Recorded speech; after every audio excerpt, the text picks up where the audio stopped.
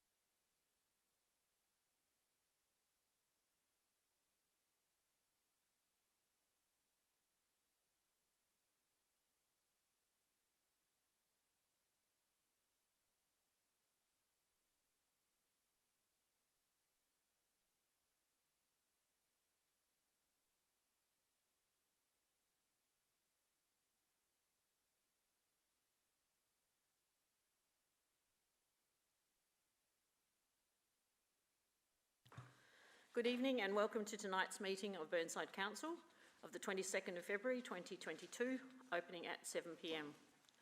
As you can see, we are back in the council chamber, but in order to protect members, staff and the community, we will be wearing masks throughout the meeting, and the gallery is closed, with deputations being received online. There will be no public question time. I welcome all of those who are watching to this meeting at home, from home. Please remain silent, and would you please stand for the acknowledgements. We acknowledge that the land we meet on today is the traditional land of the Kaurna people and that we respect their spiritual relationship with their country. We also acknowledge the Kaurna people as the original custodians of the Adelaide region and that their cultural and heritage beliefs are still important to the Kaurna people today. We also pay respect to the cultural authority of Aboriginal people visiting and attending from other areas of South Australia and Australia. On behalf of the City of Burnside, I gratefully acknowledge and pay respect to those who have sacrificed their lives for this country and its people. Finally, we seek understanding and guidance in our debate as we make decisions that will impact on the lives of all who reside, study, work in or visit the City of Burnside. Grant us wisdom as we serve our community. Please be seated. Please be patient and respectful of each other, especially with these operational conditions tonight. It is important that all views of the elected members are heard. As I advised, we will be using the auto-queuing system, so use your button on your microphone to raise your hand and do not speak until I have acknowledged you. Remember also to turn off your microphone as soon as you have finished speaking. Masks must be worn at all times, and please turn off your mobile phone or place it on silent.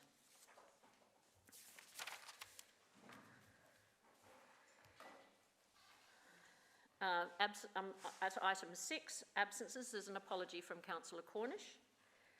There are no leave of absence. Is there anyone who has a declaration of interest? There is none, so we'll move on to number 8, confirmation of minutes. Is there anyone who will move that, please? Thank you, Councillor Piggott. Seconded Councillor Davis. I'd like to move an amendment to it as well. All right. That the point of order in relation, the point of order called by Councillor Davis in relation to against the Mayor speaking over Councillor Davey be recorded in the minutes, that the Mayor found in favour of the point of order and apologised to Councillor Davey. Thank you.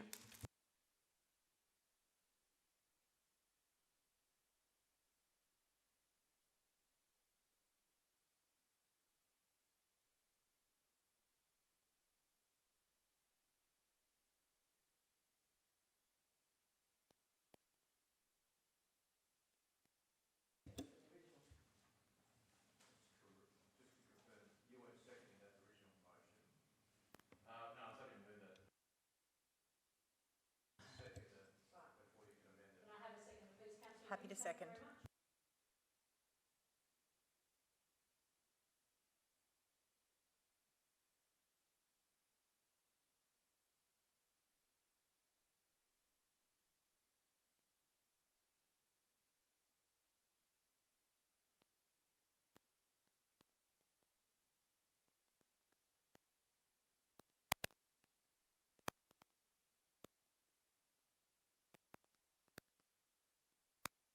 Sorry, Mayor, just with the minutes on the screen, it was seconded by myself, not Councillor Lemon. Sorry, I didn't understand any of what you said. Sorry, on the screen, it's shown as seconded by Councillor Lemon, but it was seconded by myself. Sorry, I know there's a lot going on. Hang on just 1 second, we've got an issue. Had to take over.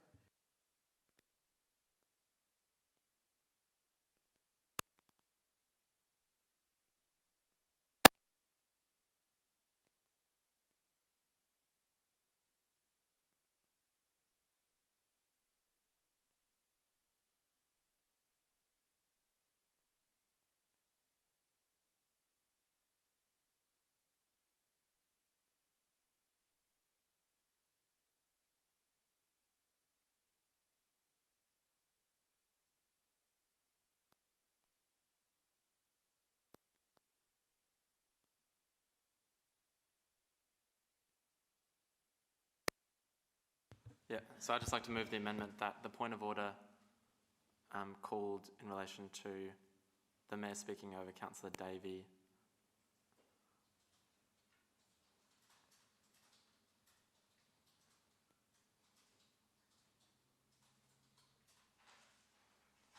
be included in the minutes. Oh yeah, and the ruling that the Mayor ruled in favour of the point of order and apologised to Councillor Davey. Is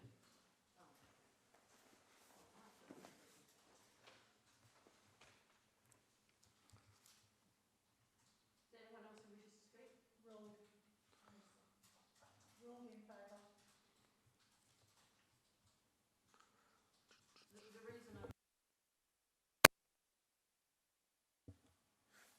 Certainly, Mayor. My understanding is that our current rules don't provide the ability for a point of order to be recorded in the minutes, and as such, Councillor Davis has sought to move for Council to resolve to put in the minutes, which is appropriate action should they wish to do that. Yes, Councillor Hughes. Sorry, can I just ask a question? There were lots of point of orders at the last meeting, so are we just recording ones that were... Sorry, there were lots of point of orders in the last meeting, so are we just recording ones that were voted in favour, or are we just recording those that people wish to have included in the minutes? Through Madam Mayor, yes, there were a number of points of order.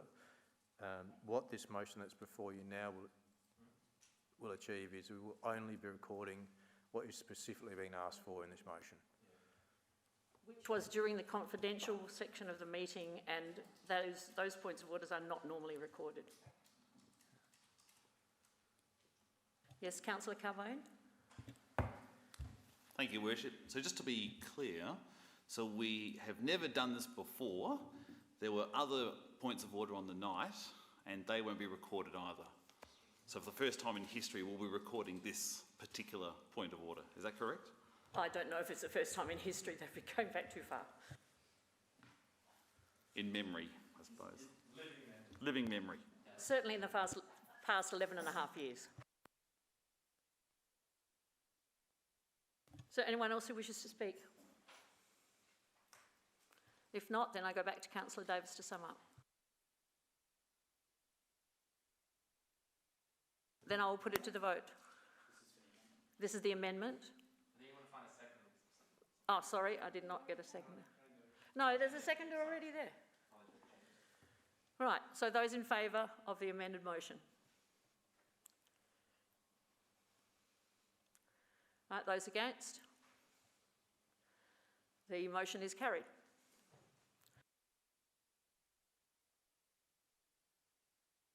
Now we go back to the motion.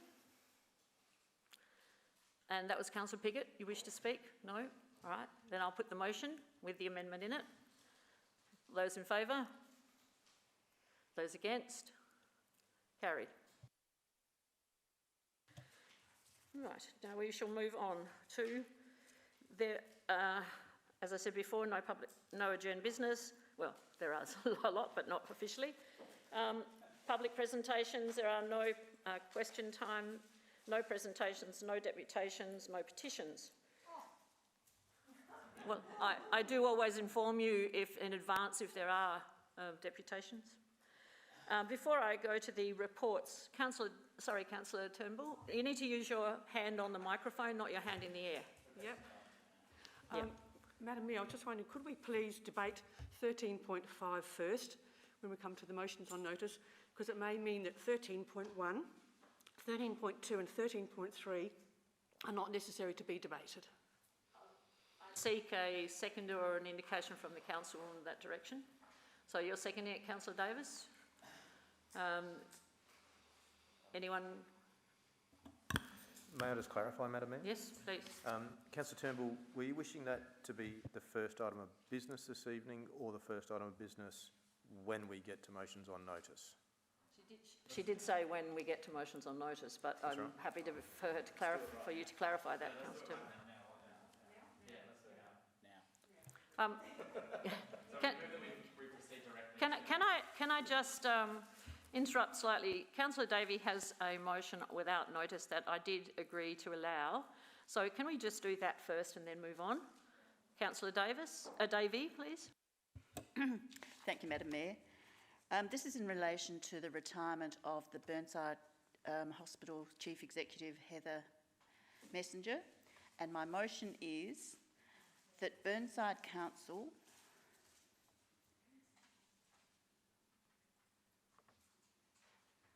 send a letter. Sorry, I do have some wording for this. Can you just... I will pop it up. Is it?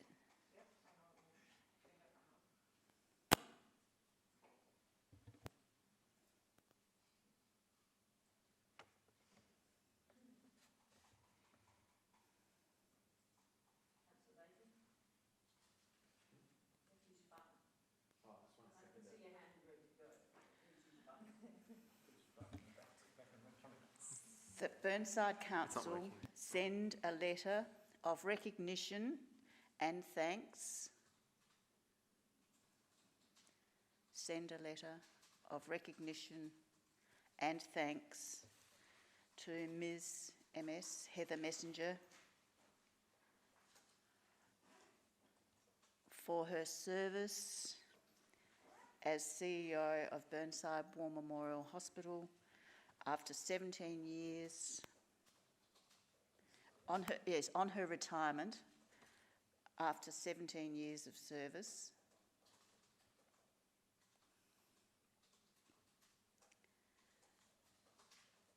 "17 years of service, comma, and 8 years as CEO.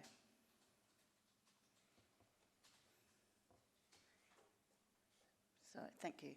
And I'll just briefly speak to that. I think we've all had a letter circulated to us from the CEO, which was advice from Anne Hinton, the chair of the Burnside Hospital Board of Directors, advising that Heather has decided to retire. I think many of us have worked with her on the board. You've met her from time to time when she's come to brief us about matters associated with the hospital. She's been an exemplary CEO and she will be very greatly missed. We wish her well in her retirement. So I hope you'll endorse this. Thank you. Yeah, mine's not queuing. Now, Councillor Davis. Yeah, I'd be very pleased to second this. I did spend some time on the board of the Burnside War Memorial Hospital with Heather Messenger, and I've got to say she's one of the most intelligent people I've ever met. And her leadership style, I think, on that board was absolutely exemplary. She knew that place inside out, and she would remember everything over the last 17 years. For me, she's been an absolute role model and someone who I always look to in terms of what does excellent leadership look like for someone who's more introverted. But I'd also like to say thank you very much as well to Louisa and I suppose the team as well around Heather and what she cultivated there, because a CEO is not just one person, it is a team, and her team I think will have a huge hole in it, I suppose, after her leaving. When she called me to let me know, I did refuse her resignation, but she said that I didn't have that power, which was very unfortunate. But actually, you know, Heather Messenger has just been an exemplary CEO there, and she's done a lot of good work and a very, very intelligent woman. So I would encourage you, you know, I suppose, anybody who's looking for mentorship in that role to go and speak with her, and if you know someone that should be an excellent mentor for anyone coming up. So I wish her all the best in her retirement. I'm very sad to see her go. Thank you, Councillor Davis. I didn't interrupt you, but you are supposed to wear your mask throughout while you're talking as well. Yes, they are the rules for tonight. Is there anyone who wishes to make any comment on that? Councillor Piggott? Yeah, look, I'd like to weigh in as well. I've not served on the board or worked closely with her, but I have been party to various tours and when she's had to come front council on various issues, and I too have been very impressed with her representation of what is a very significant asset in the city of Burnside. So I too congratulate her on her service and wish her all the best. Is there anyone else who wishes to speak? Right, Councillor Davey, it's back to you. I'll just briefly sum up to say, yes, I endorse those comments. I served on the board for many years with her. She has given exemplary service to the hospital and to the local community in Burnside. She's a local community member, so hopefully we'll see her in her retirement. She might even come on council. Those in favour? Those against? Motion is carried. Now we will move back to what Councillor Turnbull requested, and I seek leave of the meeting for that to happen. I'm not sure if we did that officially beforehand, so I'll do that again now. All right, thank you. Those who wish to move straight to item number 13.5. Right, those against? Carried. And the mover of that motion was Councillor Hughes. Thank you. My computer has conveniently decided to do its restart, so I'm working off handwritten notes at the moment. I will be moving the motion on the screen. I assume I don't need to read that as it's in the papers. But I would like to thank the CEO for his work in assisting in obviously developing this, as he had sent some communication through to all elected members. I guess from a personal point of view, although I have been an advocate for the Will Park, I can see the need to stop, pause and have a look at the bigger picture as an elected body. It's important that we keep moving, but also I do believe the position that we're in at the moment is that we need assistance in helping us develop a plan and the best way forward. As was mentioned in the papers, the current process has become rather ad hoc. I certainly don't believe that this is through the fault of staff or any of the reports that we've been given, but it purely comes down to the fact that there has been a significant challenge in getting agreement and alignment as elected members on various locations throughout the city of Burnside. So the point of this is to reset. Essentially, there's been a significant amount of communication that we've had from residents, and there's also been a lot of misinformation in the community. So I think one of the key things in following this motion is to assist us in getting a strategy and a plan on how we're going to move forward as an elected body. I think one of the points around getting an external consultant in is perhaps disappointing, as I can see that there's been a great amount of work done by our staff over the last 3 years, but I can also see the value in going external, as it takes the pressure off our staff, but also gives an outsider's view as to some of perhaps the criteria and the locations that we may look at and pursue. So if we need this external advice to assist us and our residents in understanding the process, then I see that this is its value in investing our money in doing this at this point. I think one of the other key points raised 1 minute to go. One of the key points raised in this, I don't know where that voice came from. One of the key points in this is really getting that external assistance to help us assess sites. And I think this has really been one of the challenges. So I'm hoping that going externally and getting some assistance will help us develop a plan on how we tackle this project what the criteria perhaps for assessment could be, and what are the potential locations. And I would like to say that I'm hopeful that this doesn't mean that we start again from scratch, because I do actually believe that there has been a significant amount of work completed by our staff, lots of workshops that we've attended as elected members. So I'm hoping that we can use that excellent work that has been done and completed over the last 3+ years, but perhaps get a little bit of a reset, and to reset the course for us essentially as an elected body, and that's why I'm happy to move this motion tonight. Councillor Davis, we're not using those hands, we're using the ones on here. Are these actually working though? And you are next to speak. Oh, it's working on your screen? Yes. Oh, okay, cool, all right. Because normally it has a green flashing bit. So I'll reserve my right, thank you. It's on my screen, and I'm assured by Matt Spearman that this is working accurately, and I'm not going to put anybody out of order. Councillor Davey. Thank you. I have a question. I have some reservations about this because I'm not sure what this actually means, and is this effective without us rescinding the 3 feasibility studies that are already on the council books that have been made? I'd like to know the status of those and how this fits in.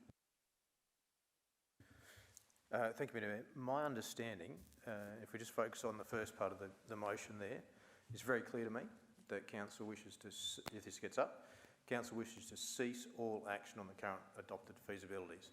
So I will be doing nothing in terms of a feasibility study for the ones that are currently being adopted. Going forward, looking at point 2 there, for me to enact this decision, it's about engaging with an external consultancy.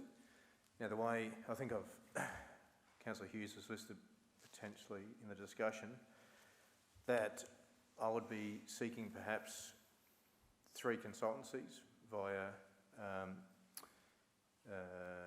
invite to present to Council to talk about their methodology and how they want to approach this subject. And then I'd seek Council's guidance on who they felt comfortable with and who was going to address the matter to the satisfaction of Council. And then we'd go forward with the process from there. Sorry, Councillor Davey, you didn't turn your microphone off. I put it back on again. Oh, did because you? I have Sorry. a follow-up question. Okay. Yep. If I may, Madam Mayor. 2 other questions.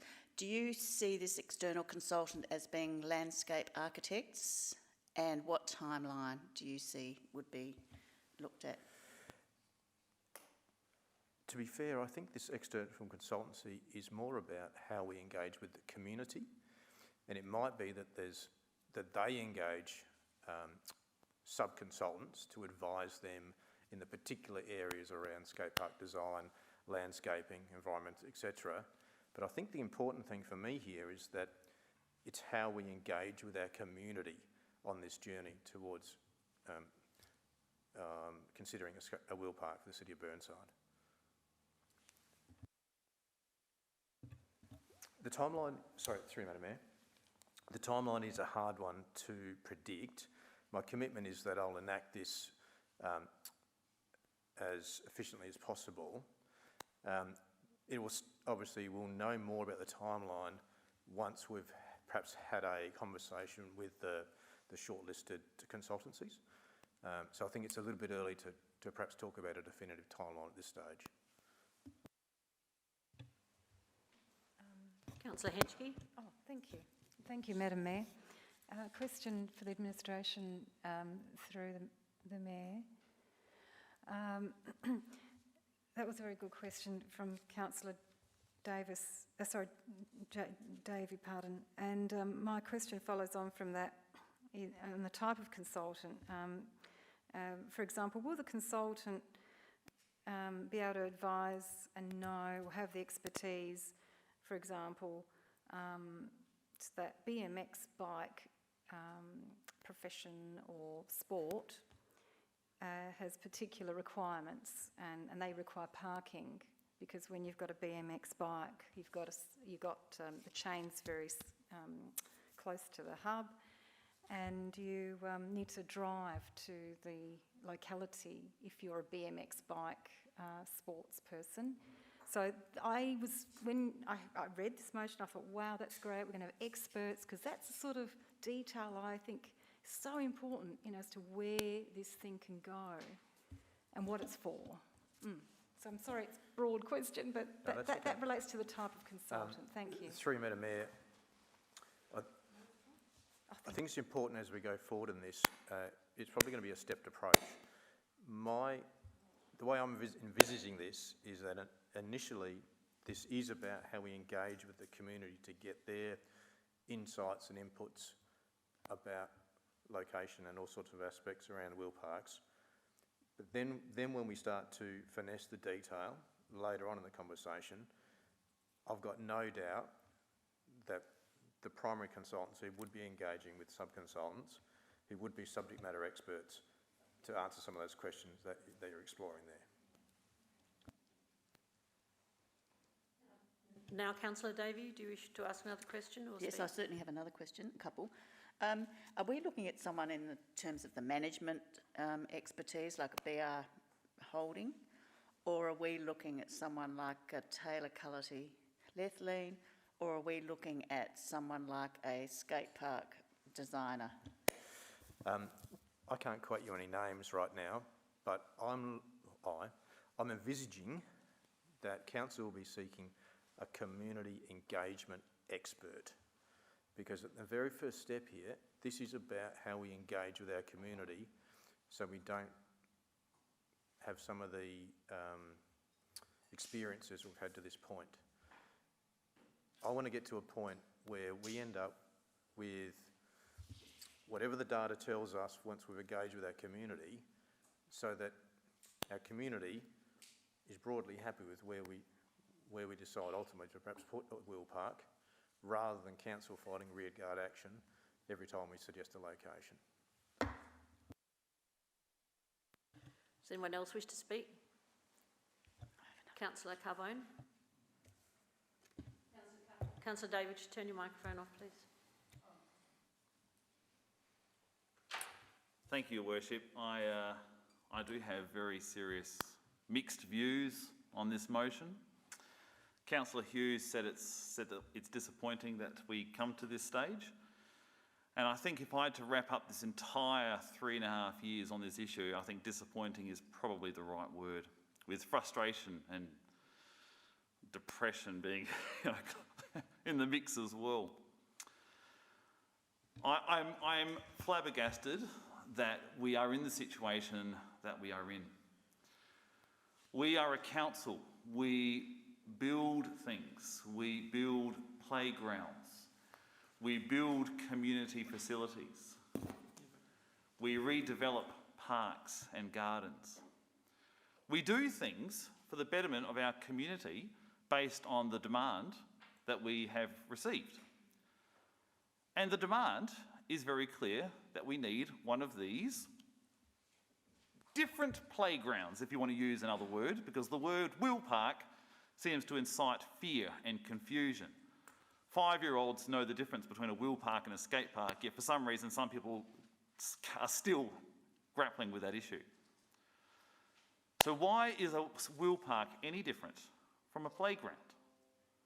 In my mind, they're very similar. They promote physical activity, and they are an exercise and a sporting initiative that children want.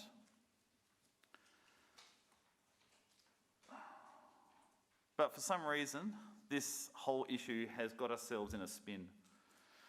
And it's a spin that we can't seem to get out of. It seemed so clear and organised when we began this journey.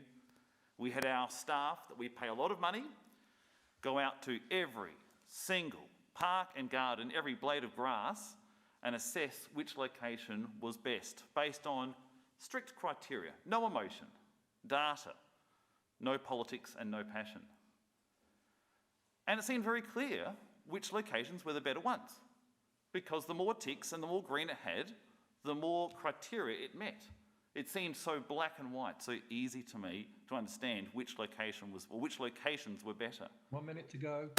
But ever since that point, This has been driven by petty politics and by people who are reluctant to support it and would rather play games and steer us in the wrong direction.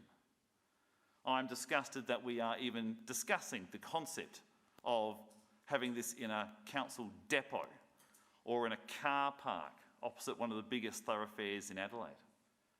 We will choose and pick any location based on the location that our professional staff have recommended. And here we are having to engage more independent professionals to tell us what to do because we seem to be beyond the comprehension of dealing with ourselves. Time. Thank you, Councillor Carbone. I don't have anyone else here, so Councillor Davies. Oh, yeah. So what I was trying to say before is that when I press the button, it doesn't flash green, and so when you told me to take it off, it will take it off your screen.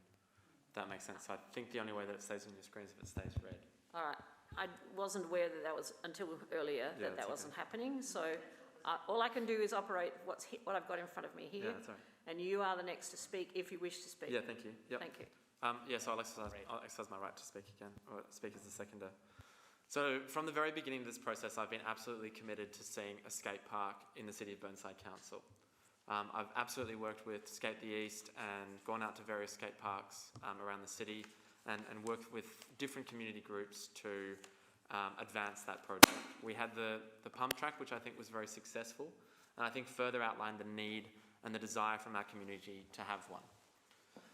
However, the way in which this has been done has caused a huge amount of disruption and division within our community, and it's been an incredibly polarising issue. People who want a skate park and people who generally want to keep their open space. And that division is going to get worse and worse and worse as we go down and explore different feasibility options, which is something I think we absolutely need to do. We need to be able to compare different categories, and the simple A3 spreadsheet that was printed out with green and red ticks is not sufficient to quantify and to discuss and actually be informed about the way that the community is going to approach this. It's not just an objective analysis, it's not just about us. So in my view, the best way that we have to progress this is with this motion that Councillor Hughes has put forward and recommended to Council. And that is taking a step back, thinking about what are the competing interests of these different groups and trying to find a solution that will come out and solve all of those different groups so that everyone in our community can be happy. Because it's not good enough, I think, to just have 50% of our community happy with the decision. And I do believe that there is a way that we can actually bring the majority, if not all of our community, on board with this proposal. And the way that we've been going about it, in terms of jamming it into different reserves or different locations, has been really bad. Now, there has been a discussion about petty politics, or let's just get it done. But when you look at the petitions that have come to this council from Newland, from Kensington Gardens Reserve, and I'm sure there's one in Kensington Park being written right now, their voices actually really do matter as well, right? And even the deputations that came to Mellor Reserve, their voices do matter. And for us, it can be very difficult where we have to say yes or no. So I think that this will give us the information that we need to make an informed decision and let us bring our community with us rather than continue to divide it as we have in the past. So I'm very happy to second this, and I do believe that this is the right way forward. Thank you. Thank you, Councillor Davis. Now it is Councillor Day. Thank you. Shall I turn it? Oh no, I leave the red on, don't I, to speak? Thank you. I thank Councillor Hughes for her motion on notice. While based on, as you would see from my questions, I do have some reservations about it because I believe the idea would be for us to rescind those three motions that are on the table for Kensington Gardens Reserve, Kensington Park and the Civic Centre if we're to proceed down this road. But I stand assured that they will all be put on in abeyance, although I am concerned about how the community will see this. I don't know that they will be reassured. We do have, as has been mentioned, significant confusion generated by the multitude of reports to Council, the many subsequent resolutions, the activities in the community, and the concerns about many residents and ratepayers about location of a wheel park. it's absolutely the right thing for us to be careful.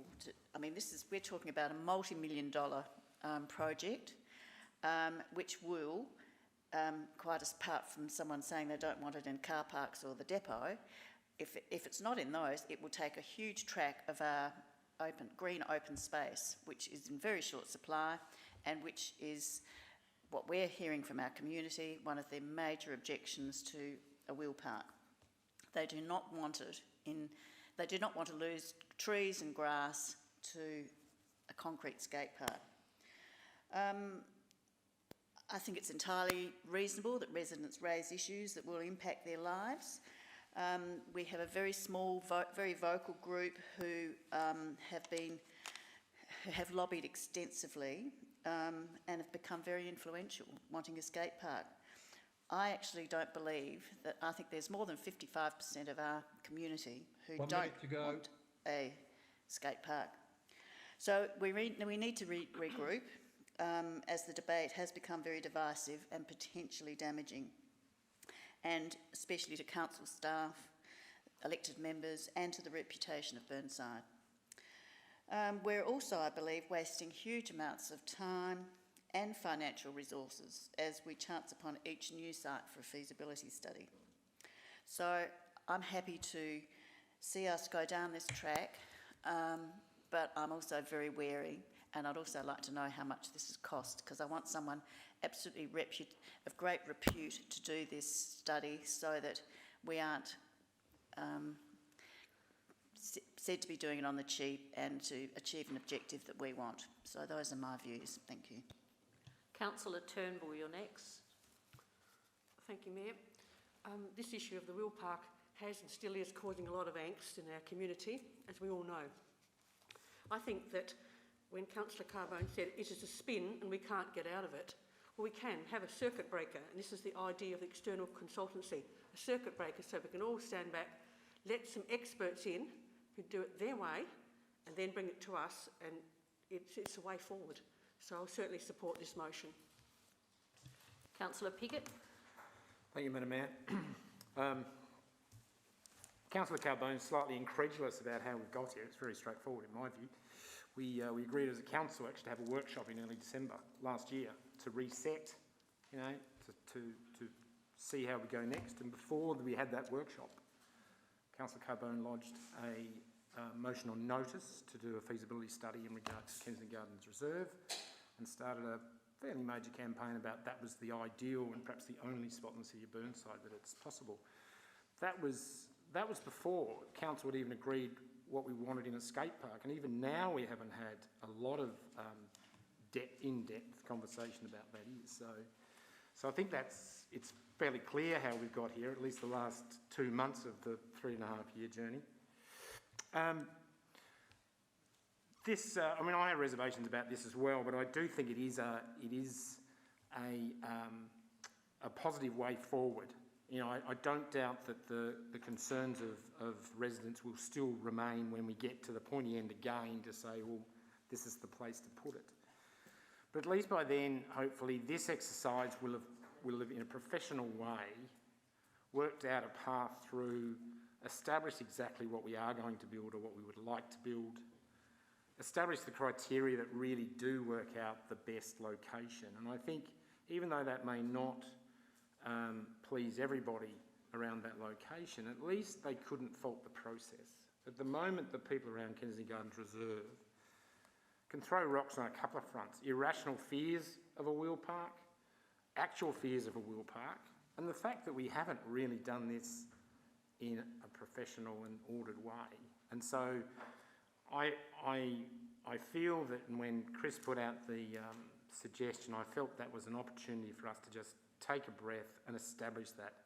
And at least when we have a position that, and hopefully one rather than what could be up to 7, which is currently the case in terms of the queue of possible feasibility studies, we will be able to look residents in the face and say, look, it's a proven thing that it's needed. This is what it's going to look like. This is the extent of it, no more, no less. And for all these reasons, this is where it needs to be. This is where we feel it should be. And that is a far stronger argument to carry all residents around locations you won't get them all, but it's a far stronger case to put when we finally do find a spot that we think is the right spot for this. So I will support it. And I thank Councillor Hughes and the CEO for bringing it to us. Thanks.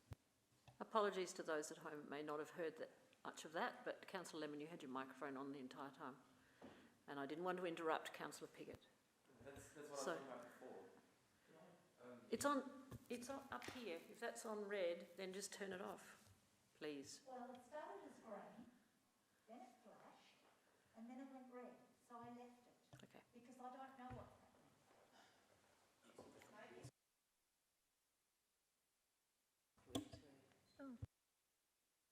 All right, apparently, I'm very sorry. that's okay. I've just checked with the CEO. Apparently people can hear at home, so all is well. And now it is your turn, I'm Councillor. sure that's a huge relief to the people listening at home, actually. All right. Councillor Piggott, your microphone's off, and I'll turn mine off, and then it's Councillor Lemon. Thank But you. simplest way is just have a look at your microphone. If it's showing red on the actual microphone, then it is on. So if you could just turn it off. But then if we turn it off after it's been flashing green, Queuing doesn't matter. I've got it queued in here. okay, well, that's good to know until it stops working. Well, it's been working all night. We shall see. To the point in question, thank you very much, Councillor Hughes, for this motion.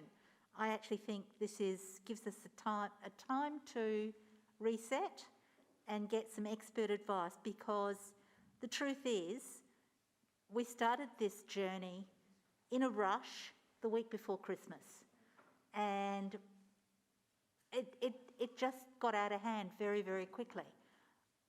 And rightly so, because it did happen in a rush. And this motion allows us to gather what we've got, not lose what we've done, because the truth of the matter is we sit here at this council to make the best decisions, to make the excellent decisions, not to make the quickest. There is no rush to do this, none at all. Let's make sure it's the best decision that we end up with. And for that reason, I'm happy to support this. I don't have any other names now on my list. Sorry. Councillor Davey, I think you just snuck in with a question. Thank you, Madam Mayor. What sort of budget are we intending to allocate for this project that we're heading to with our reputable consultant, who will no doubt cost us? Thank you. Through Madam Mayor, in the report 7.1, we've talked about a figure of $75,000, which is the equivalent of what council was willing to commit at this stage, the feasibility studies. So that's certainly our initial goal. Again, once we actually engage with the consultancies, it may be a figure that we may need to revisit, but I'd like to think at this stage we could get an outcome for $75,000, which is a significant sum, and I believe it's an appropriate amount to allocate at this stage. Councillor Henschke, you have a question, or are you wishing to speak? Speak, Madam Thank you. Mayor. Thank you, Madam Mayor. I wish to speak. I felt uncomfortable many times. Motions on notice came up about the skate park. I particularly felt that the idea of talking about a feasibility study, oh, let's just do one here, oh, let's just do one there. With the process, I think we really, that was very concerning. When we start a project, we have to spend quite a lot of time in the problem definition phase. And I don't believe we have spent enough time in the problem definition phase, and I do hope that the consultant will do that. And what I mean, for example, is there a problem with insufficient facilities for BMX professional bike riders? I don't know. This requires a specific type of skate park, specific facilities, specific parking. That's one example. So we need to spend time working out what the specific problem is, and from there develop our ideas. The consultant will. And from there, the consultant will be coming to us with preferred alternatives. From there, we pick the alternative, and then we do a feasibility study, put meat on the bones of the preferred alternative, and go forward. That is a process I'm used to, and makes sense in project management. And I do hope that collectively we provide the best facility that complements other facilities in Adelaide, complements the massive investment the state government has put into the city skate park, which is designed in that location to be accessible for all South Australians, all demographics, public transport route, etc. And that has a specific purpose. What we do in Burnside has to complement that, and all the other parks on the east side also contribute and connect and complement each other. That's skate people will move from one park to another for different reasons. This east side, yes, is void of a number of parks. So that's what I'd like to say, and thank the administration for their leadership to sort this out. Councillor Davey, you have a question? I do, thanks. Will advice be provided to the elected body in a workshop once their findings are known, the consultants' findings are known? And are they going to do a community consultation process like we have widespread community consultation, or are they going to do dinky little focus groups or something like that? Through you, Madam Mayor, I actually think it's a little bit early in the process to be talking about what the consultant's going to do. That's the reason why I've suggested that we go out to select tender and then, for example, get 3 consultancies to present their approach and methodology to the council members. So then the council members can get a level of comfort about which approach they prefer, and then that will ultimately inform our decision about which consultancy to use. I think that's a very important step for this process going forward. Thank you. I have no other names on here. You wish to hit it now.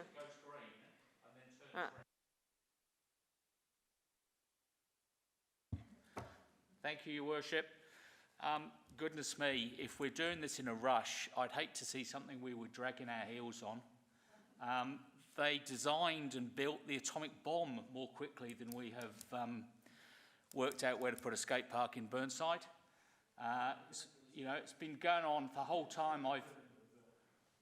Point of order. Thank you. I think this is not going to achieve what the CEO suggests that it will. We're not going to get everyone suddenly saying, what a great idea. I really welcome a skate park next to my house. I just don't think it's going to happen. I think really all this is a cunning plan to delay a decision beyond the next election, and then potentially 13 entirely different people might be sitting around this table back at square one. So I'm not going to support this motion. I think the council staff have given us a great, they've come up with 4 shortlisted places. I don't agree with all those 4 places, but I think some of them are viable. We should do a feasibility study on the ones we've agreed to, choose the best one, go out to community consultation, and then do it. And I really don't see that this stage adds anything, so I won't be supporting the motion. I don't see any other names on here, nor any microphones on, so I'm going to go back to Councillor Hughes. I will briefly sum up. I think some valid points have been raised. I don't disagree with Councillor Jones that we might get to the end of the process and not everyone still likes the idea of a skate park. But what it potentially will stop is the complaints that we've seen in the agenda for people like Newland Park. I actually do fear that if we don't go through a process where we can demonstrate to the community that we've actually put thought into it. I mean, I'm not saying that we haven't, because I actually do think that we've spent 3.5 years getting oodles of reports, getting the staff to do a lot of work, that those people haven't been along that journey. So for Councillor Carbone to say about the frustrations, I don't disagree with you, but I think if we don't get people on board, the negativity will not go away, and it will cost council more money in investigations and reports. So we're actually better off investing that money and getting a consultant to come in. Now, I'm actually personally hoping that they come in and go, wow, look at all this great work that council have already done. Let's review that. We don't need to necessarily start from scratch. I do not think that we need to go back 3 years and go back to the beginning. What we need is to get someone to come in and go, here's a plan. Here's how you can implement the plan to move forward to actually get what you want. So I think we are in a difficult position, but personally, you know, I've been frustrated by the level of negativity in the community and some of the personal attacks, and I don't think that will stop, whether it's at staff, whether it's at the elected body. So I actually think it's important that we stop and rethink how we do this process. So I would like to thank the CEO for his hard work. I actually can't take all the credit, if any, perhaps, for the motion, but I do think that we, you know, as an elected body, we do actually represent our community. We do owe it to engage with them. I don't want to go back to the start, but I think if we can demonstrate that we've taken on board the feedback that we've got over the last few weeks, this should put us in actually perhaps an even better position to get an outcome, hopefully before September. Thank you. I'll put the motion. Those in favour? Those against? Motion is carried.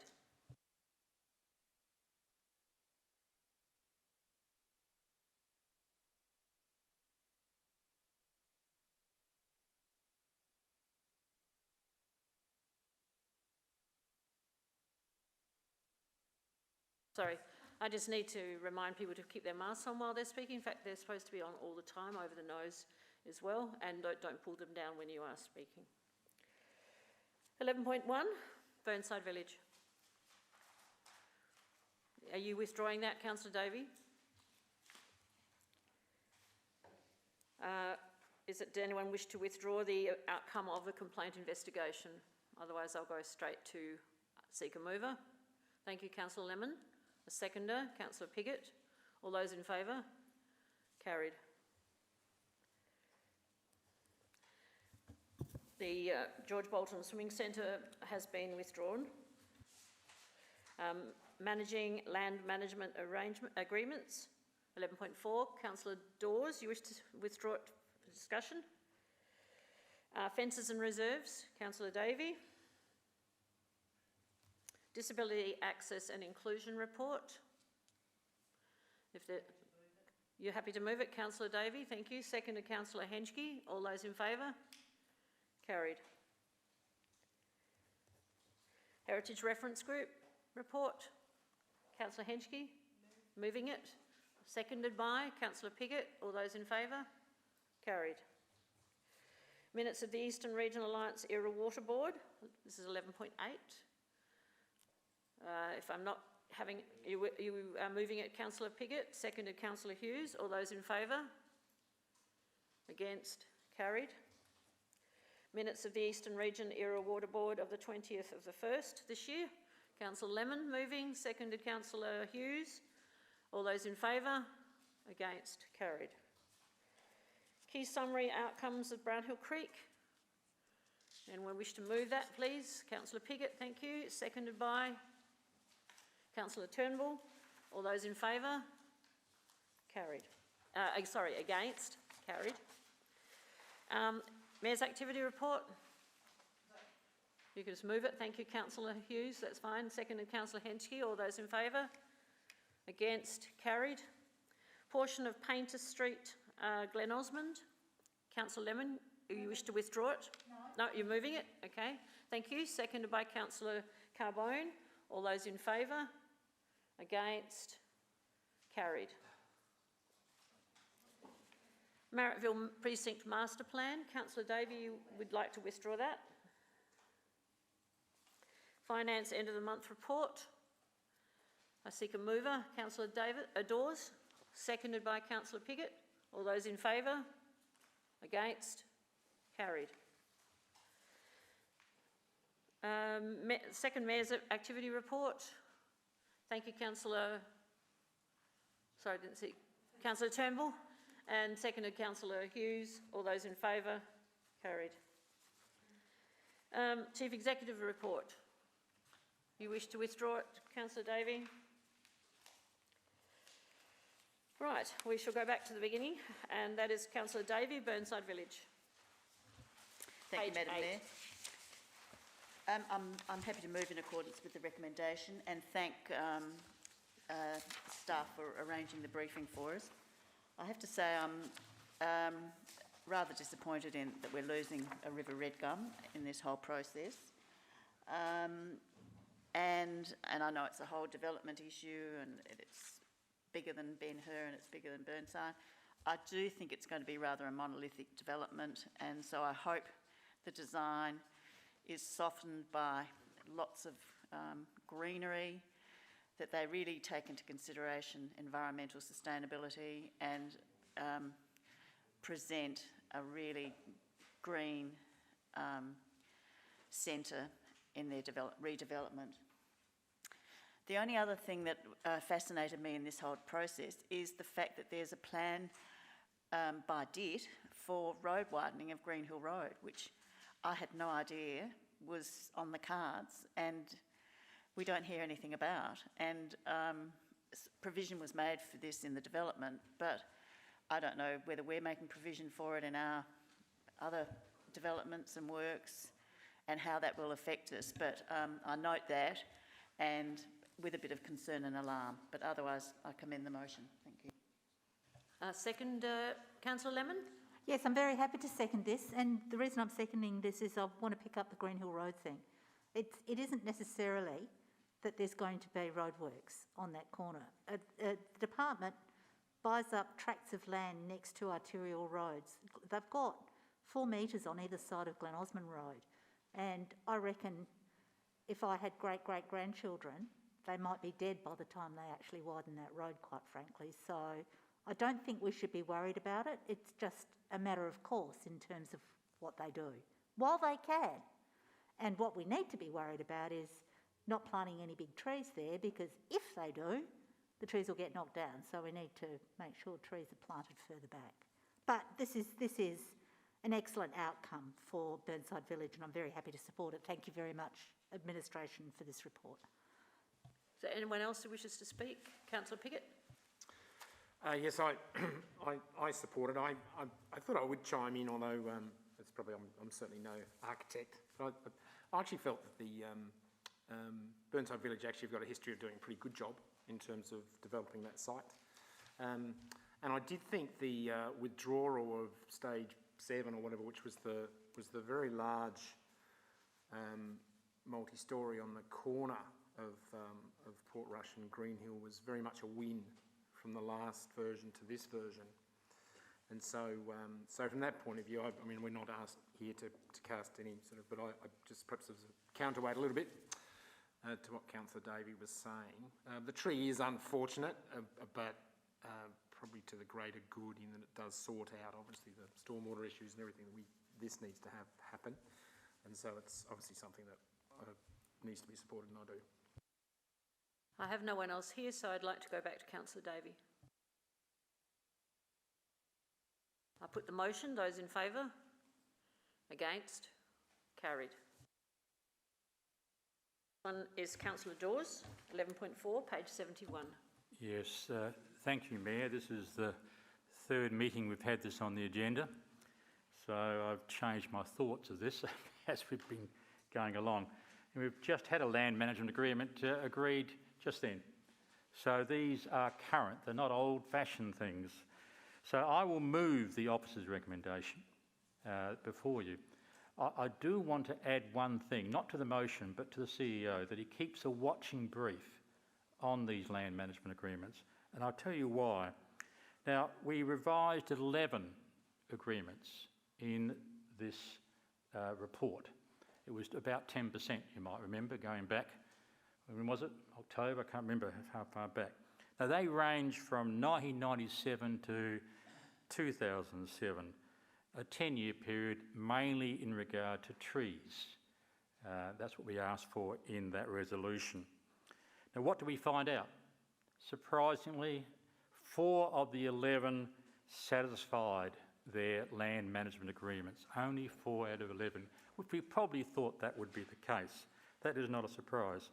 What did we lose? We lost at least 9 trees in those land management agreements that weren't satisfied.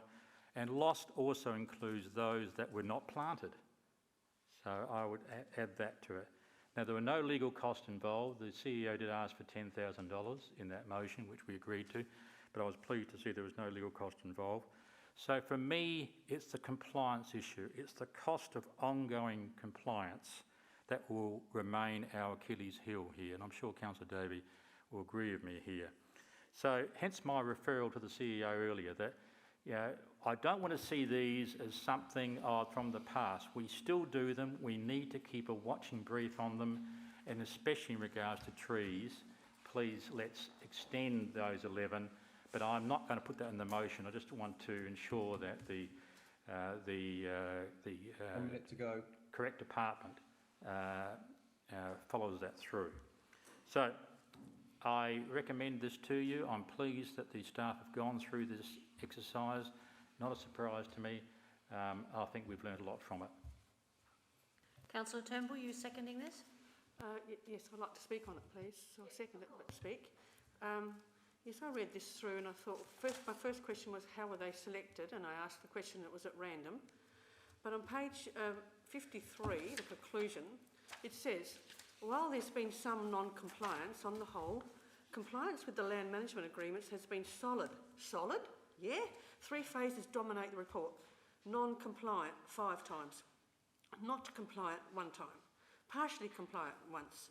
Appears compliant once. Substantially compliant twice.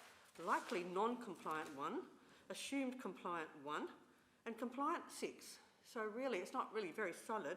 The main thing to me out of this report is that there needs to be a system in place to check these LMAs within the 3-year window, not leave it for 10. That's all I'll say on it. Thank you, Councillor Turnbull. Councillor Hench.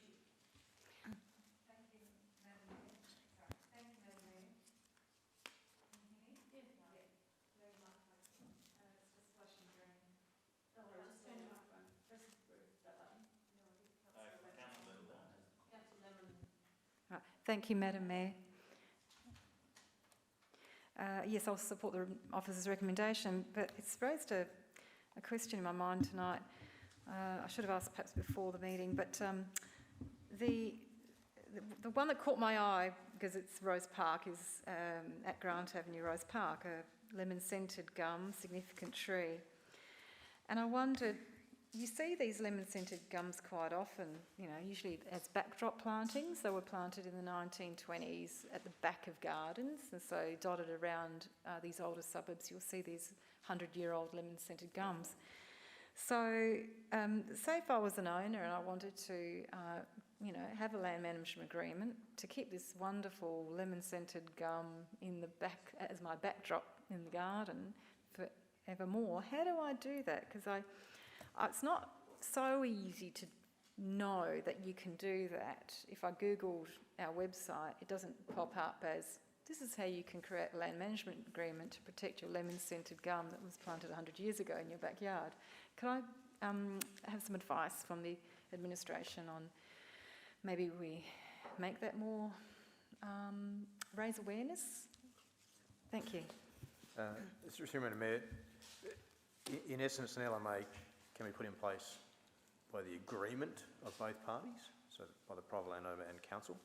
Now, I can't give you a more comprehensive answer on that tonight. I'm happy to take most of that question on notice and provide you with some feedback. Yeah. But in essence, to put it in place, it does need the consent of both parties. Councillor Davey. Thank you, Madam Mayor. I actually wish to move an amendment. Thank you. Your next, Councillor Lemon. So that's another dot point to one, that Council receives and notes the Managing Land Management Agreements 2021 report, and 2, that the 2022/23 budget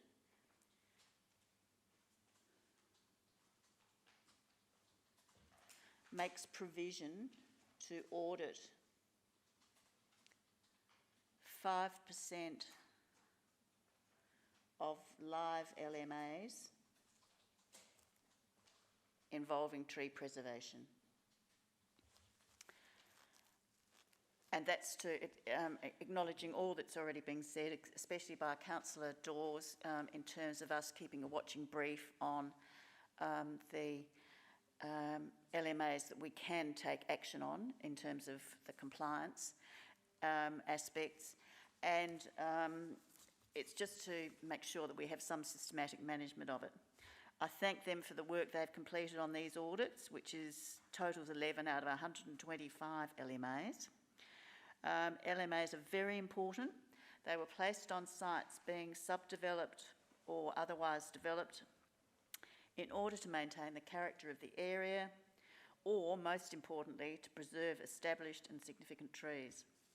It's a bit puzzling that the report mentions there are no environmental sustainability implications for the City of Burnside regarding supervision and compliance of LMAs, as we can see there are quite a few areas of non-compliance, particularly with building setbacks, which haven't been complied with fully, and also, most importantly, with the trees that have disappeared. So, as we focus on preserving as much as possible of our City of Burnside tree canopy, we must maintain whatever controls we have to ensure we save as much of this canopy as possible. So I hope this small allocation and continuing process will keep these under supervision and take any action necessary. So I hope you'll support this motion. I seek a seconder for the amendment, first of all. Councillor Henschke, you wishing to second it? Yes, thank you, Madam Mayor. Right. Councillor Piggott? This is unusual a bit, but I'm keen to vary it. I actually support the principle, but I think 5% is too low.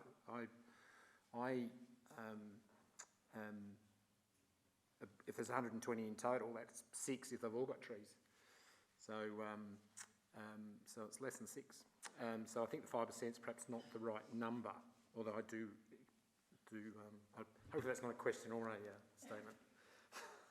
I don't know, sorry, Madam Mayor, I've messed up there, but that's mine. We have an amended motion with 5% Right, in it. Can I talk to it then, perhaps? Yes, please. Yeah, so I'm sure I've done that in the first place. That's good. Look, I don't support the amendment, even though I support the sentiment. I'll be brief. I think We're now on the amended motion, Councillor Lemon. You had your hand up for the original motion. So I'm dealing with that, and all the other names disappeared off my screen.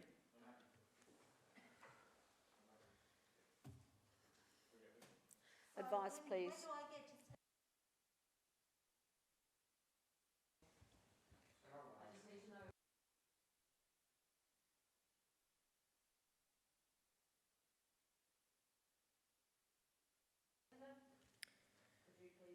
Sorry, Mayor Monso, can I just raise a point? I don't think the queuing is working, because when Councillor Henschke was talking, I came up red and then I couldn't come up green. And I already had you written. I already had you written down. I'm recording everybody that's up there, but as soon as we went to an amended motion, and I sort of seconded, then I elapsed all those people. Well, all those people who here automatically lapsed. Okay.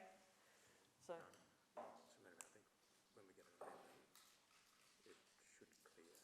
That's what I thought. Yeah. So if people just ask questions, put a hand back up. Yeah. So if you wish to just ask a question, Councillor Lemon, please put your hand back up. Is the advice I've just received. Right. Thank you, Councillor. I'd like to ask a question, if I may, of administration, and that is, there's just been talk about 5% not being enough. My reading of this report tells me that even if we went to compliance, there's no action to be taken. So if we allocate money in our budget for this, and I'm not saying that we ought not, what I'm asking is there any weight behind non-compliance that we can then instigate? Because I'm not getting a sense of that reading this report. Is there, a fine system or a whatever? What is it that we can do?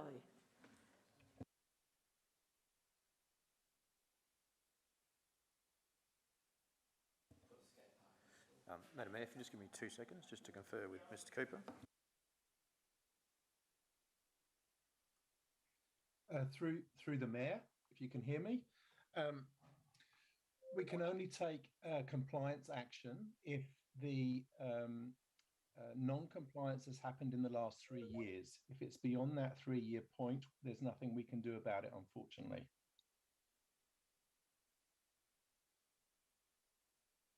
So, through Madam Mayor, Mr Cooper, is there any specific action that we can take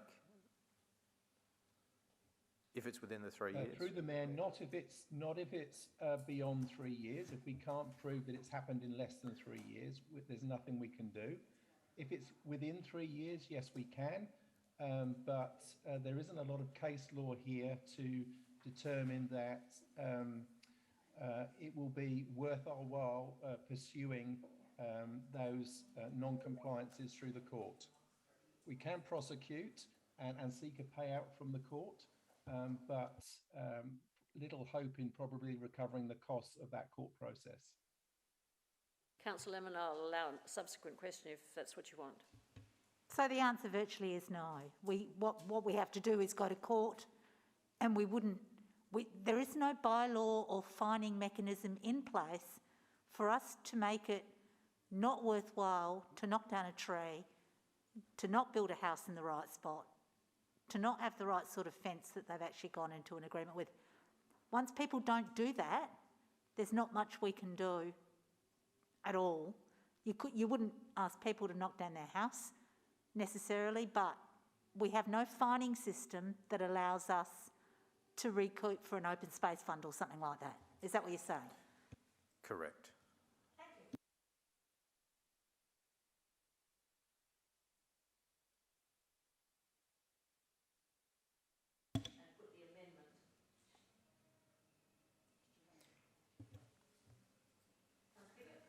Question first. Could we just clarify what CEO believes live LMAs represents in the motion? Would that be LMAs that are in the last 3 years, so action could be taken, perhaps? Through Madam Mayor, if the intent is it's with LMAs within 3 years, I'm happy to run with that interpretation. Well, I might suggest a variation to the mover that it said all live LMAs rather than just 5% of them. Perhaps I can float that and then, or speak to the motion. I don't know how you want to do that. I was going to speak to the motion. I guess I should see what it is first. It's probably not many of them. It's probably not many of them. Sorry, can I ask a question? Because this may actually impact the question. Thank you, Mayor Monso. How many LMAs do we have from the last 3 years? Yeah. So, Madam Mayor, if I can just refer that to Mr Cooper, do we have any idea at this stage of how many LMAs we might be talking about have currency of through the 3 year period? Yes, through the Mayor, happy to take that question, but perhaps just a clarification. The 3 year, the importance of the 3 years is for when the offence was committed against that LMA. So it doesn't matter how old the LMA is, it's relevant to the offence that's committed against that LMA. So for purposes of an audit, you would want to put all 125 into the pot and check that there are no offences in the last 3 years that have taken place against those. Does that clarify the position? So what do you want to do, mover and seconder? Remain the amendment, remain the same as it is now?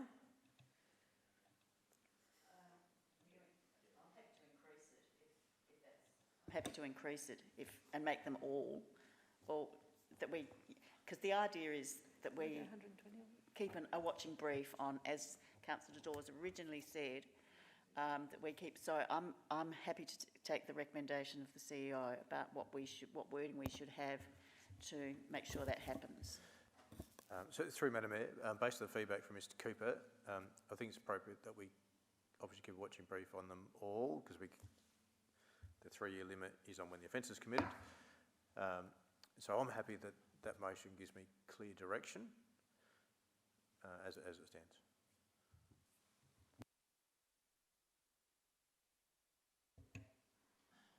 Right, Councillor Lemon. Sorry, my comment was based on 5%, not all. So, okay. Do I stop? I was going to ask another question. No, to be... 5% of all the LMAs.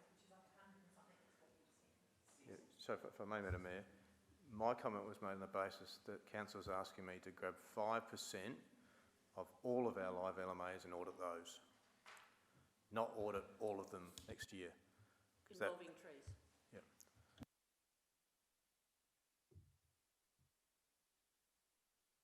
Sorry, Councillor Lemon, did you wish to ask another question? Yes, I do.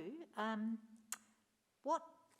much staff time, can you quantify what this current report cost us? Madam Mayor, if I can refer that question to Mr Cooper, whether he has that answer at hand. And an estimate would be fine. I'm happy with a ballpark. I don't need the dollars and cents. Yes, through the Mayor. This work was undertaken by the team during their normal work over a period of 12 weeks. As you know, we didn't incur any legal costs this time, but it could have done had we come across a difficult situation. We estimate that in total, it was probably about a week's worth of staff time spread across the duration of that 12 weeks. That was to do the 10%.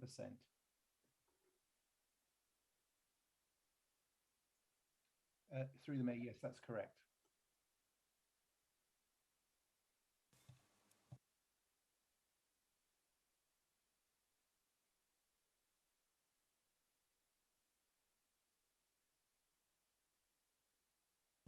No.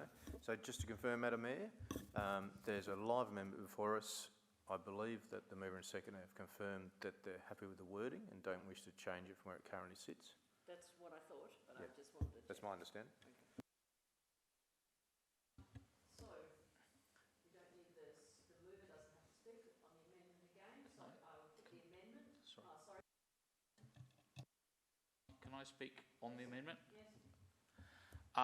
I think I'm like Councillor Piggott in that I applaud the sentiment behind this amendment, but speaking as an ex-auditor, I don't think it works for me because one, what is the statistical basis for 5%? And secondly, point about auditing is if you find errors, you go and do more testing. And there's no provision in this motion to say that. So you might say we're testing 5%. If you find all of them are wrong, you then go and test more. And that's what we're not doing. So what I think we should be doing is we need to audit them all over a rolling period because we don't know what's live until we've actually gone out and inspected whether people are currently compliant with it. And I have suggested this to the staff before. Our staff are roving around Burnside all the time. It can't be that hard to have on your electronic work thing on your tough book. Oh, when you're driving down this street, Dave, go and see if that lemon-scented gum is still there. I mean, it's surely not beyond the wit of our managers to just drop that in as a 5-minute task to what people are doing every day anyway. So I agree if you're testing setbacks, that's a bit harder. But I applaud the sentiment, but I think we need to work on the motion and maybe discussing it tonight is not the best option. Councillor Hughes. So Sorry, no, Councillor Lemon was first. Thank you.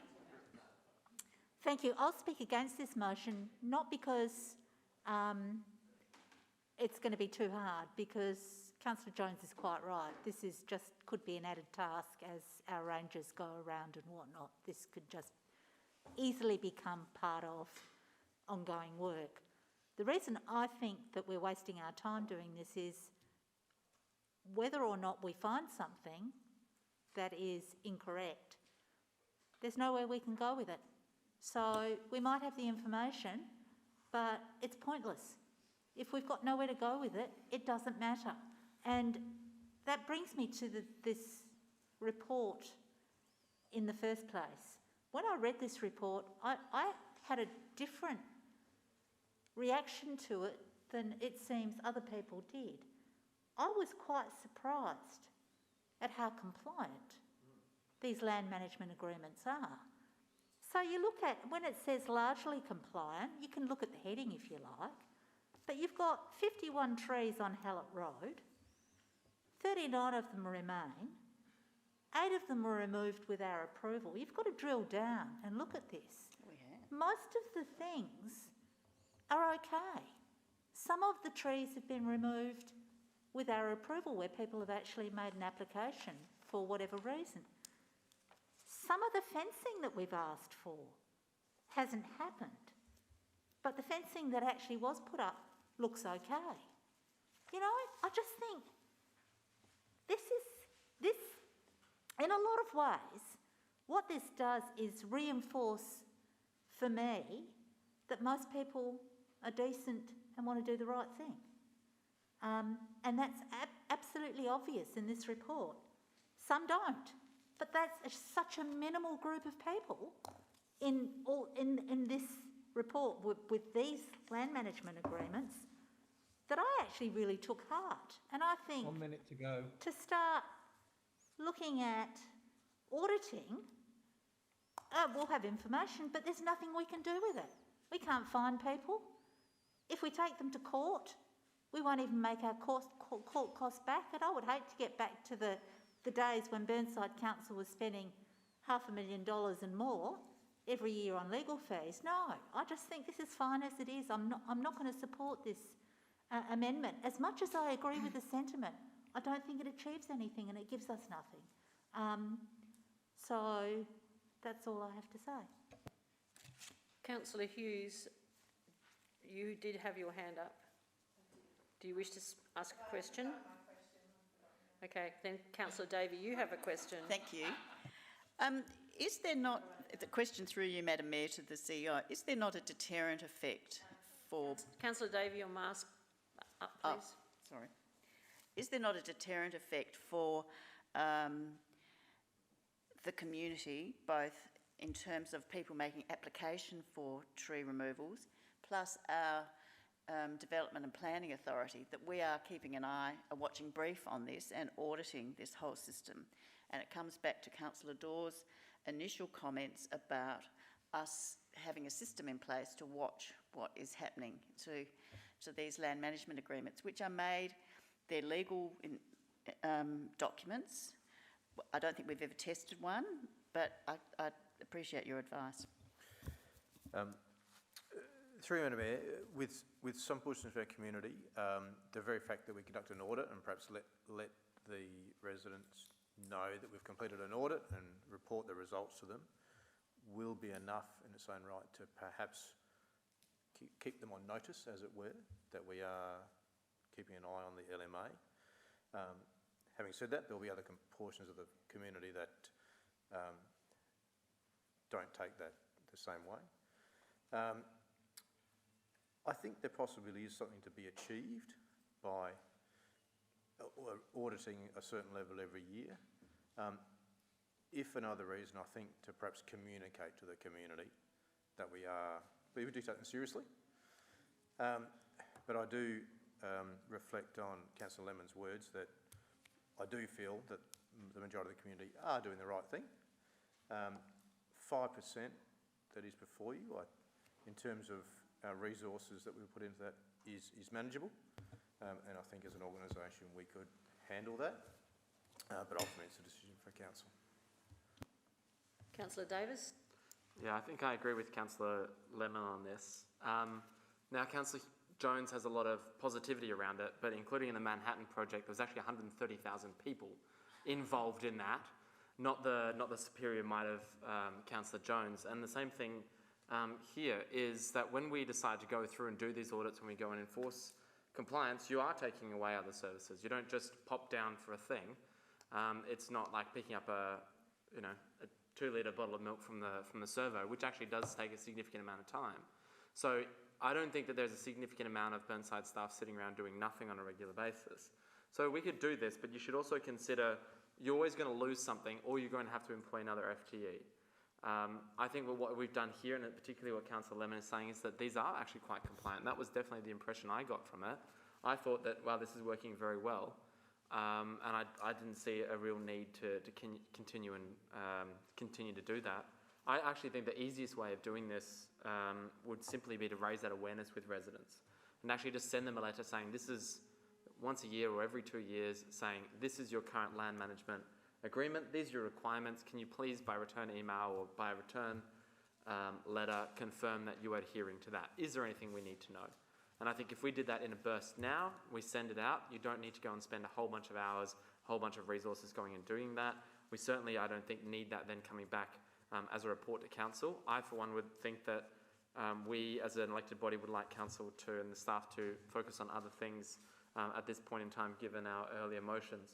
So that to me is where the focus is, and I think that we are largely compliant. So how much do we want to sink in this?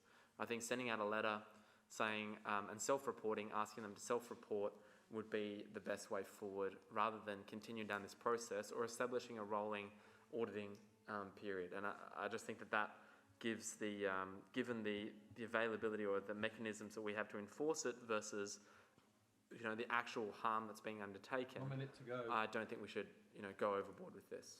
So I think there are other things that we need to think about, but a letter, I think, would achieve our purpose. I'd like to move put the amendment now. Those in favour? Those against? Right, the amendment is carried. The amendment now becomes a motion. And if there's anyone else who needs or wishes to speak, who hasn't already spoken? Councillor Piggott? Sort of negotiated a variation that didn't happen, I felt, rather than speak, Madam Mayor. Ruling? Okay, all right. I appreciate your indulgence. Look, when I read this report, I felt on the positive side of 50% as well, about the fact that, yeah, most people are doing the right thing. But then there is also quite an element where they're not, and we've got over 100 agreements of council that seem to be sort of sitting in a bottom drawer and potentially with a ticking bomb. I actually think this probably does need more work. Councillor Davis has put up what seems on the face of it quite a good idea. That I guess that could happen. I do think there needs to be some more work done on this, and I actually don't think the 5%, it's a start, but I don't think it goes far enough, actually. I think there does need to be more work on this, because what this report did give, it's got a few things. One is that there's been people compliant, great, tick. Others not compliant in stuff that we probably can't fix. The setbacks, probably can't fix. Others that they may have not been compliant over 3 years, can't fix. All things that would be quite nice to probably just seal off and clear out, rather than actually have the number of land management agreements that we don't actually look after in any sort of way continue to increase. It strikes me that somewhere in that, we've been here with encroachment, where we sort of sit here slightly embarrassed that these things have sort of sat there for so long. Sometimes we've even approved the encroachment, those sorts of things. And I sort of feel these land management agreements have the potential to do the same thing. So I would like, not in the motion, but I do feel that administration perhaps should lend their minds about how we can, perhaps not all at once, but in a reasonably short period, grab land management agreements by the scruff of the neck and know exactly what's in there and what their status is, even if we can't do anything with it. Because otherwise I feel that there could be something in there that one day really does bite us as a council, and it'd be embarrassing. 1 minute to go. It'd be nice to know now rather than... And at least if we can't do anything about it, you can say, well, in 2022 we did establish that that was the case, we couldn't do anything about it. But at least we did look at a legal agreement and see whether we should or could take action on it. So I feel something more should be done, but I will support this. Councillor Henchy, you have a question? I'd just like to speak briefly, Madam Mayor. Sorry, at the check. I thought you had spoken. I've seconded, yes, I have, yes. So sorry about that. But I can reframe into a question, please. Can we have land management agreements to protect lemon-scented gums, significant trees on someone's property? If they haven't got a land management agreement today, can they apply for a land management agreement to protect a large significant tree? Through Madam Mayor, if I can refer that to Mr. Cooper. Thank you. Through the Mayor, I guess our first question would be, why would residents want to do that? because generally speaking, an LMA would be agreed between the two parties. So one, I'm not sure that that would be particularly attractive to a number of property owners. So yeah, I'm struggling on that front, I'm afraid. I have no other names here. I'd like to go back to Councillor Dawes, who moved the original motion, if you wish to speak again. Oh, yes, thank you, Mayor. Just a couple of points. Again, these LMAs that we looked at were over a 10-year period from 1997 to 2007. So we had no legal enforcement if they didn't follow those land management agreements. But I'll say again, look, 4 of the 11 satisfied them. That's less than 50%. I've heard the opposite tonight. Please have a look at them and you'll find only 4 of the 11. So compliance is the issue, as I said earlier. And I was trying to do it in a nice way to say to the CEO, this is an issue for us. It's no longer in the bottom drawer. It's of high importance.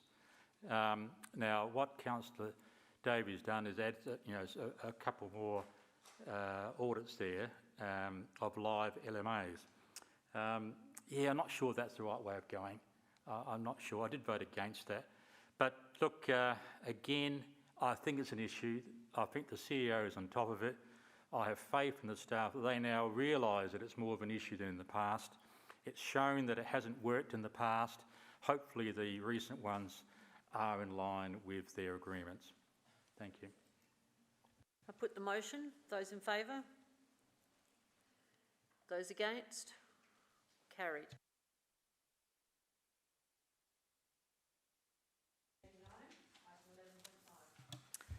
Thank you, Madam Mayor. I wish to move, 1, that the Council receives and notes the report on fences and reserves. 2, that Council allocates resources in the 2022-23 budget to replace fencing demolished by developers between homes and council reserves. And a 3rd point, that the Planning Authority provides for matters relevant to the use, development and management of land and buildings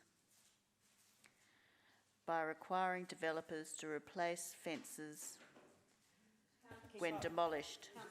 Excuse me, Councillor Davey, could You need to repeat it slower, please, could Councillor. you just go back over the second component there? Council receipt. The council allocates its resources in the 2022-23 budget, 2022 and 2023 budget, to replace fencing demolished by developers, yes. And then the 3rd dot point is that the Planning Authority provides for matters relevant to the use, development and management of land, relevant to the use, development and management of land and buildings by requiring developers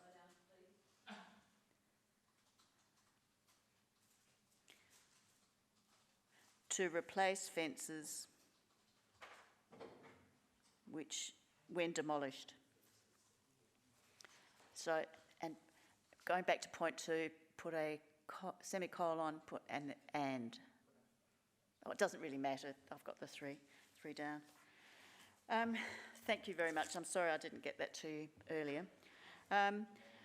This issue has arisen in Kensington Park Ward, as the report outlines, and has caused some neighbourhood disharmony in 2 sites at least, particularly in Kooyong Reserve in Leabrook and in Knightsbridge Reserve in Leabrook, although that looks like it's now being remedied because they've got a swimming pool, so they've suddenly started installing a fence.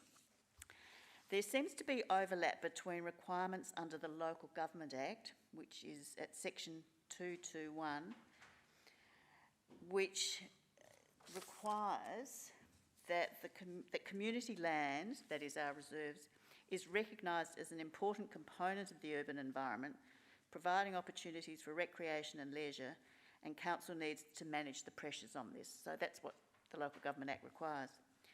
In relation to development on properties adjacent to our reserves, one of the main objectives of the Planning, Development and Infrastructure Act of 2016 is to provide for matters relevant to the use, development and management of land and buildings over which it has jurisdiction.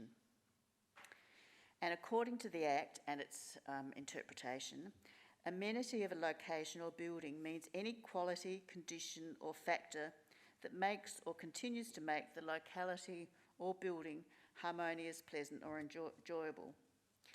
It gets down to as basic as the lack of fencing in many cases between homes and reserves means generally inequitable access by one party and is leading to neighbourhood tensions between adjoining residents, and possibly is providing other barriers to other members of the community who want to use the park.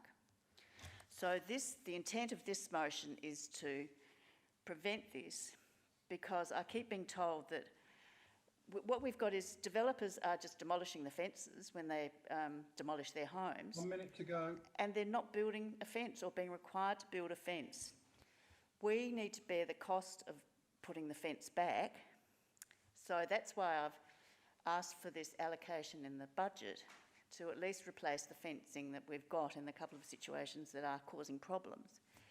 And I'm asking that our planning authority makes consideration of, and I know we can't influence this, makes consideration of this in their systems for management when they have a planning application adjacent to a reserve. So I hope you'll support this. It's pretty straightforward. There is an overlap between the Local Government Act and our Planning and Development and Infrastructure Act. It's probably not been realised, it's probably an unintended consequence, I don't know. But we're now seeing it in our suburbs and it's problematic. So hopefully you'll support this. Before I seek speakers, I have recorded Councillor Jones and Councillor Hughes. I'd like to defer to the CEO. Thank you, Madam Mayor. I do have a concern this may be ultra vires. I'm just going to ask Mr Cooper to give us some insight, if you may, Mr Cooper. Thank you. Through the Mayor. Yes, I'm afraid this motion as it's written is ultra vires, and I'll explain why. I'll also point out that the administration has answered extensive questions on Councillor Davies' line of inquiry, and to my knowledge, all of the questions have been resolved. So I'll remind councillors of the email that was sent out on the 4th of February that went into some detail after we took legal advice on what council can do in terms of the issue that's been highlighted by Councillor Davey. And quite honestly, there is very little that can be done. This afternoon, yet again, I emailed Councillor Davey to explain that under the PDI Act, the council is no longer a planning authority for the purposes of an application for planning consent. The relevant authority will generally be either the assessment manager or the council assessment panel. The council therefore does not have a role as a planning authority to encourage or ensure an adjacent fence is rebuilt following development. As an adjacent landowner, in terms of council reserve, the council could encourage a boundary fence to be rebuilt. However, where there is an adjacent reserve is comprised of a single land parcel of 1 hectare or less, then the Fences Act 1975 will apply, and any fencing work could not be unilaterally required. The statutory process is set out that the Act will need to be complied with, whether either fencing work would be agreed pursuant to the provisions of the Act or otherwise authorised by order of a court pursuant to the dispute resolution process established by the Act. So if the Fences Act applies, the council is unable to simply unilaterally reconstruct fencing itself. It will be required to comply with those statutory processes. So this motion as written, we cannot undertake that as it's written, I'm afraid.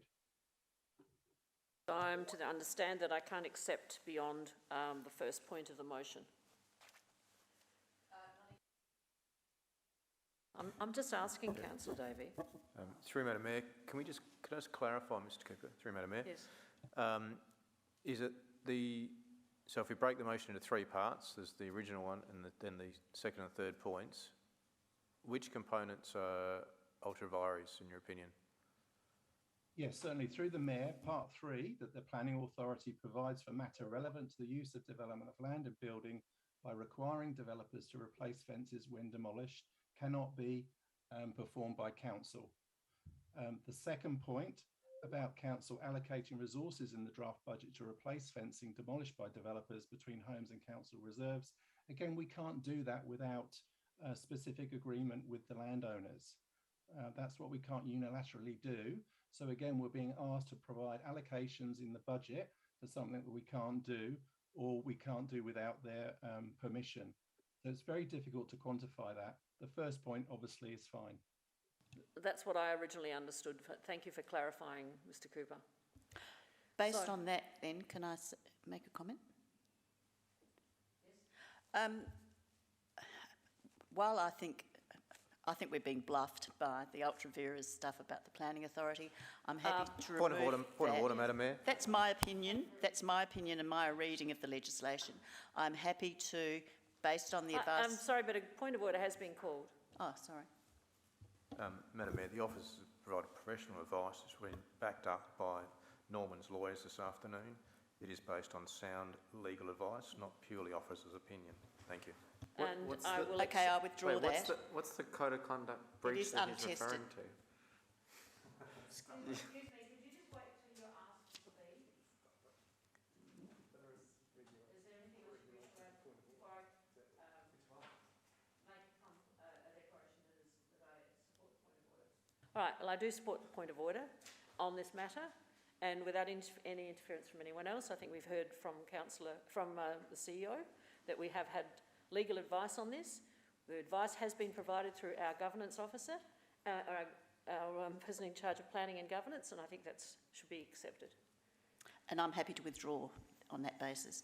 But I will say, only point 3, I only am withdrawing point 3 from my motion, but I remain by saying that is untested legislation. So I accept the advice, and I wish to move points 1 and 2. I think we haven't tested the fencing issue, and I think it's within council's power to negotiate that, so I would like that considered by council. Thank you. Through Madam Mayor, certainly with point 2, it's certainly not ultra vires, and I'll take Councillor Davies' point that we certainly can ask the landowners and see if we can negotiate an outcome there. So that is a step we could take. So that certainly is permissible to be resolved. Would that be better if that was just added and expanded on a little bit so that was understood in the second part of in the second clause of the motion? So it's explained to negotiate with landowners, or do you follow that all right? No, through Madam Mayor, I'm quite okay with that, okay. Because we have a legal understanding of how to interpret that, so that's okay. Now, I had 2 people down who wished to speak. That was Councillor Jones and then Councillor Hughes, but I am happy to rearrange that if that's what you wish. Oh, sorry, I need a seconder first. Is there a seconder for the motion that sits on the table at the moment? Can I ask a question and I might know whether I can second? Yes, certainly. So my question is, my understanding is if you've got a fence on the boundary, the 2 adjoining property owners own it 50-50. So if someone knocks down a fence that we own 50% of, we shouldn't have to rebuild it ourselves. We should take them straight to court to say, put our flipping fence back up.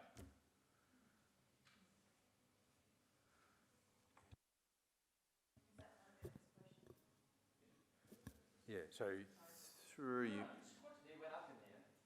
Through Madam Mayor. Through Madam Mayor. Mr Cooper, can you just give me some insight into that thought? Thank you. Through the Mayor, the Fences Act is there for exactly these scenarios. So we would have to follow the policies and the procedures laid down by the Fences Act. It doesn't always come down to a payment of 50-50. it really depends on who has the biggest desire to put the fence up. If it was council, then council may agree to pay for a higher proportion than the owner, but obviously it still needs to be done with the owner's permission. It has to be done with both parties. So the 50-50 is a general rule, but not in all cases.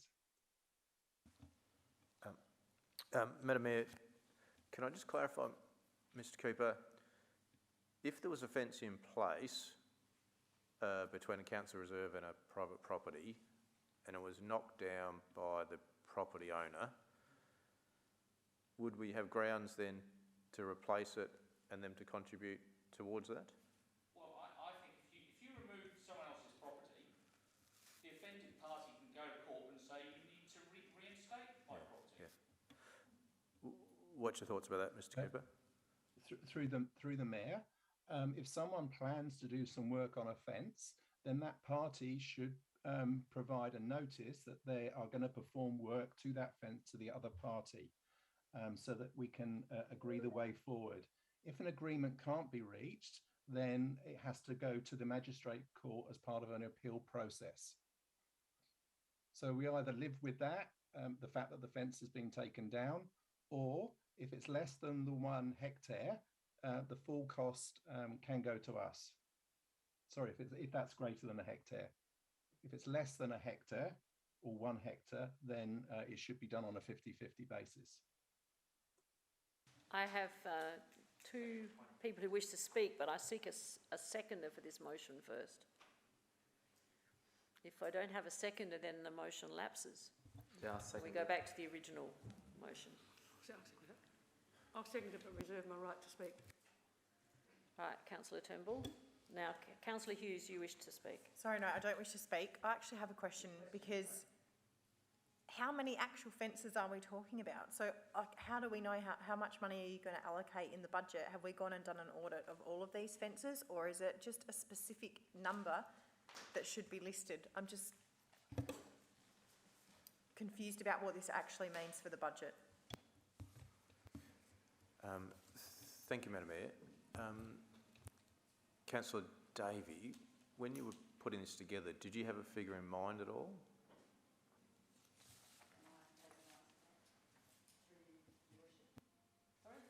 Able to answer this through? Yes. I was basing it on the examples at paragraph 16 on page 91 of the report, which identifies for 5 examples of locations where property owners have chosen not to install a fence between their property and the adjacent reserve, or which should ideally read who have demolished the fence that was existing between their home and property and the reserve.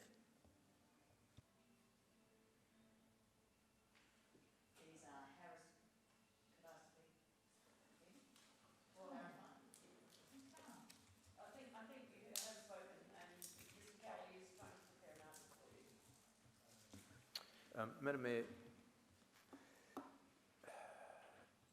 I'll context this by saying this could be how long is a piece of string, but Mr. Cooper, with reference to point 2, do you have any thoughts about what an allocation might look like? Through the Mayor, sorry, Mr. Cowley, could you just repeat the start of that question? Through Madam Mayor, just looking at the second part of the resolution, do you have any insight into what a reasonable budget allocation might look like? Okay, through the Mayor, the report quotes a figure of about $3,000 per fence, I understand. And as Councillor Davey pointed out, we have provided those examples where there aren't fences or solid fences between private property and council reserves. So we're probably looking at probably about 20, 25k, I estimate, but that's based on only those that were in the report. I don't have any idea of how many in total there may be. They were the obvious ones when we were writing the report. Bear with me, there have been a lot of names appearing and then disappearing off the screen, and the first person that I wrote down was Councillor Lemon. So I'm using what I've written down, and so therefore you are first. Thank you. Oh, I've got a green light. Is that good? Yeah, Well, Well, sucks to be you. Guess I get the call. I have you all written down in the order which I saw you wrote. Now I'm right. Stop it, Henry. Just stop it. No. I have a question, and it actually is about council reserves. There is not a residence in this council area that doesn't actually have a fence on a reserve. I've got one, and it's the road reserve at the front. So I actually think this encompasses everything, unless it's very specific, with a name and address of the person that's annoyed Councillor Davies so much by not having a back fence.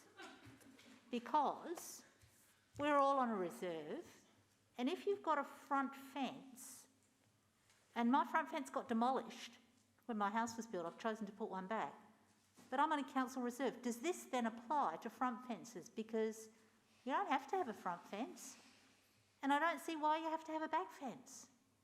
If you're prepared to take the risk of having anybody wander up down the side of your house, why do you have to have one if you choose not to? I don't understand why we're actually trying to force people to have a back fence. Because if we're doing that, we should be trying to force them to have a front fence. So is a reserve also your road reserve? Because I think in terms of this, you could easily say that. So, Mr CEO, can you answer that one? through Madam Mayor, I might need to refer that to Councillor Davey, just as to what your intention was. Road reserves are exempt. Thank you. Yes. Can you hear me? No. No, that's better. On page 91 of the report, this report deals with our open spaces, so it's our reserves, our parks. So I'll go back to terminology of parks. And the parks are the Harris Reserve at Erindale, which is pictured on page 91, and it shows a rolling, it's recently been renovated, and it shows a rolling streetscape, because it's on the foothills, going right down to the creek and then into the reserve.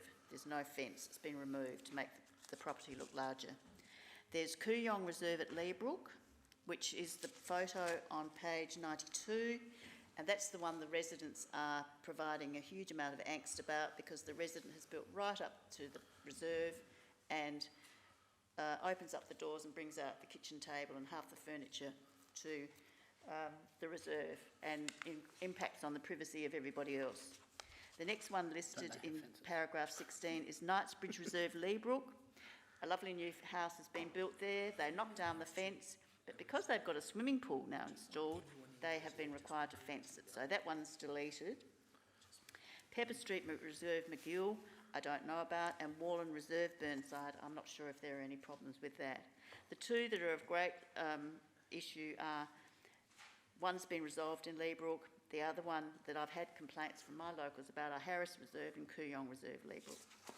So I hope that clarifies. But the intent of the report and the whole tenor of it is to do with our parks. It's not to do with our front fences leading onto verges, which is a totally different kettle of fish.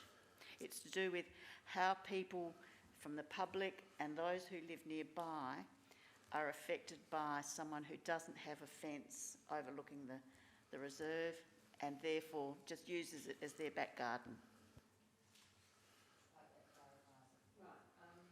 Did you wish to make a comment, CEO? Through you, Madam Mayor, just a question to Mr Cooper. If the mover was willing to change that to council public reserves, does that delineate it as distinctly different from a road reserve? Road reserves are exempt. Yep. We know that. Just bear with me.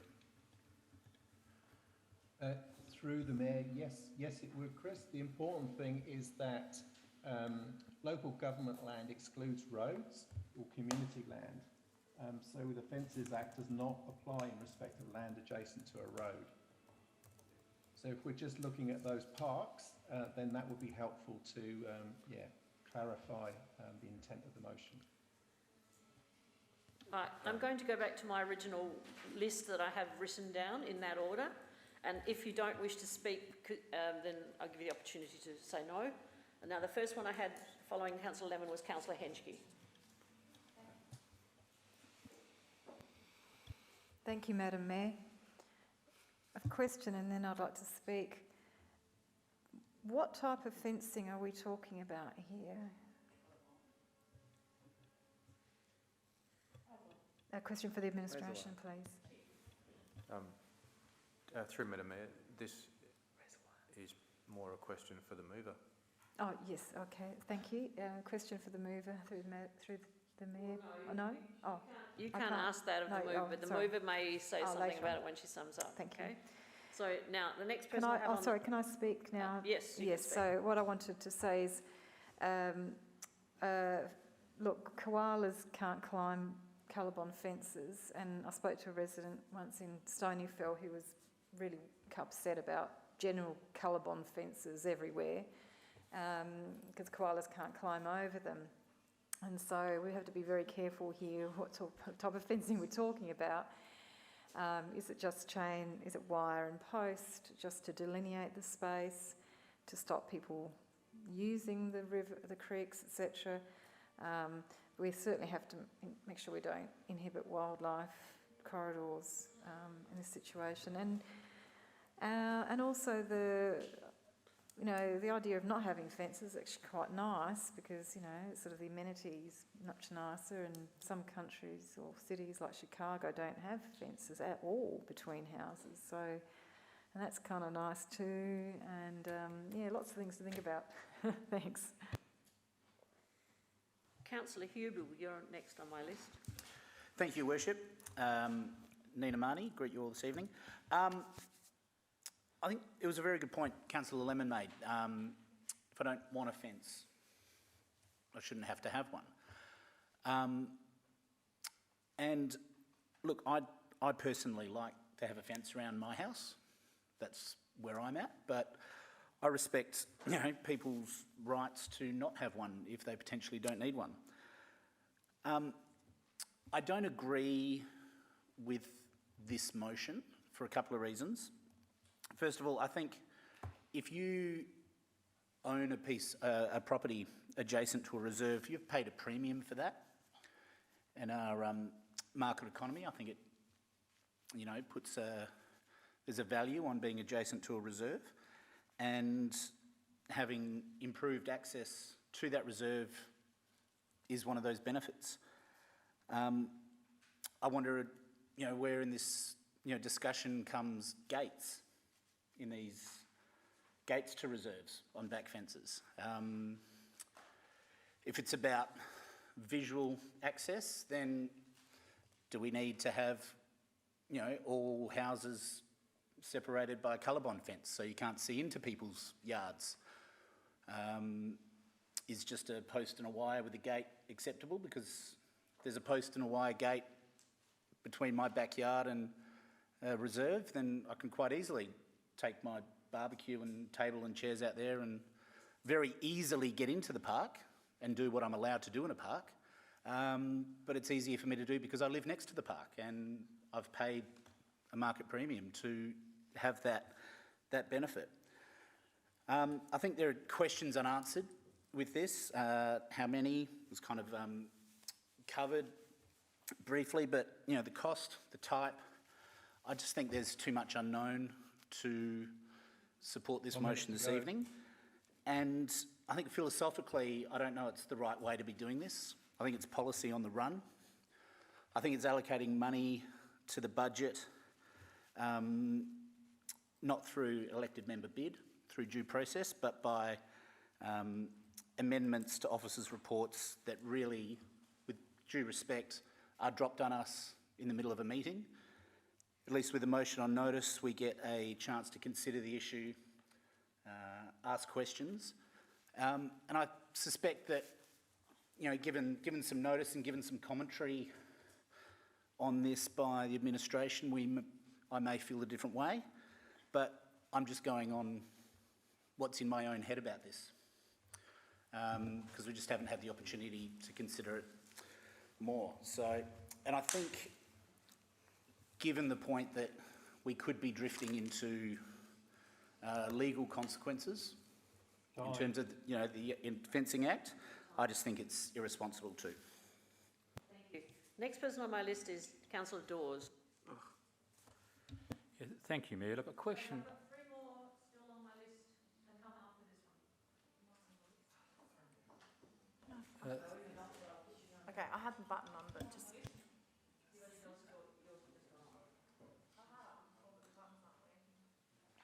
Thank you, Mayor. Can I now speak? A question to the CEO here. Look, if I was reading this and I'm a developer and I demolish that fence tomorrow, then I don't need to worry because we've got an allocation in the 22-23 budget. Is that how you read it, or am I being a bit too simplistic? Through Madam Mayor, what was it will still rely on the Fences Act. So whilst we will have resources allocated, which is okay, it will still rely on agreement to be reached between the developer and council about the replacement of that fence. So it's not carte blanche for the developer to try and push all the cost back onto council, no. Okay. Next person is Councillor Pick. Thank you, Madam Mayor. Look, I won't vote in favour of this for a couple of reasons. One is when I don't know all these parks intimately, all these properties, but if you look at the photographs and read the report, there doesn't actually seem to be much of a problem in actual fact. There's clearly people who are annoyed about one of the neighbours coming out and using it as their front lawn with their tables and chairs, but, you know, to be fair, as Councillor Hubel said, they can do that probably with a fence and a gate, so the fence doesn't really achieve it. The one I am very familiar with is Penfold Park, which has existed without a fence on either side for some time. Really isn't an issue. This is not a one-size-fits-all issue, if it's an issue at all. So what I would suggest is that this motion certainly doesn't get up. If there is a specific issue that Councillor Davey or any of us, I guess, has that could bring individually to somewhere where we require administration to go and have a crack at the Fences Act and talk to the neighbour and try and sort it out, then I'd be happy to look at that as a one-off. But as a blanket, putting money in the budget to go and suddenly put, if agreeable to the neighbour, 5 fences up on 5 reserves in this report, that would, I feel, be crazy. So that probably didn't have due respect. It isn't just not something we should do. So we should vote this down. Next person is Councillor Davis. Yes. I think, yeah, so I don't support the motion, and I get where it's coming from, because when I first went to Penfold Road and I saw that there was no fence between the side fence, and it's not just front fences, back fences, in this case it's a side fence, that's on page 94, I was a bit uneasy about that, but at the same time it actually looks really, really good. So I think what the appropriate mechanism here is if Councillor Davey were to get a short petition from the resident, like a 2 or 3 petition from residents saying we would like you to, or Burnside Council, to install a fence upon this reserve. That will come back to council, be presented and adopted, and then the administration have to provide a report on that. And in there, the administration may suggest costings around actually installing one and achieving that resident's aim. But from my point of view, in terms of Pepper Street Reserve, no resident has ever raised that as an issue, and no resident has ever objected to it. So I wouldn't support that council go ahead and do that without any kind of angst from the community. So I think the best way to do this is through a petition process. It doesn't have to be long, just 2 or 3 people, who then, that would trigger a report internally from the administration on that specific issue. Otherwise, I think we should vote this down, go with its officer's recommendation. I think there's another mechanism to deal with this, rather than going through each part by part. That would be my suggestion. Councillor Turnbull, you'll ask it to speak in seconding. Thank you, Mayor.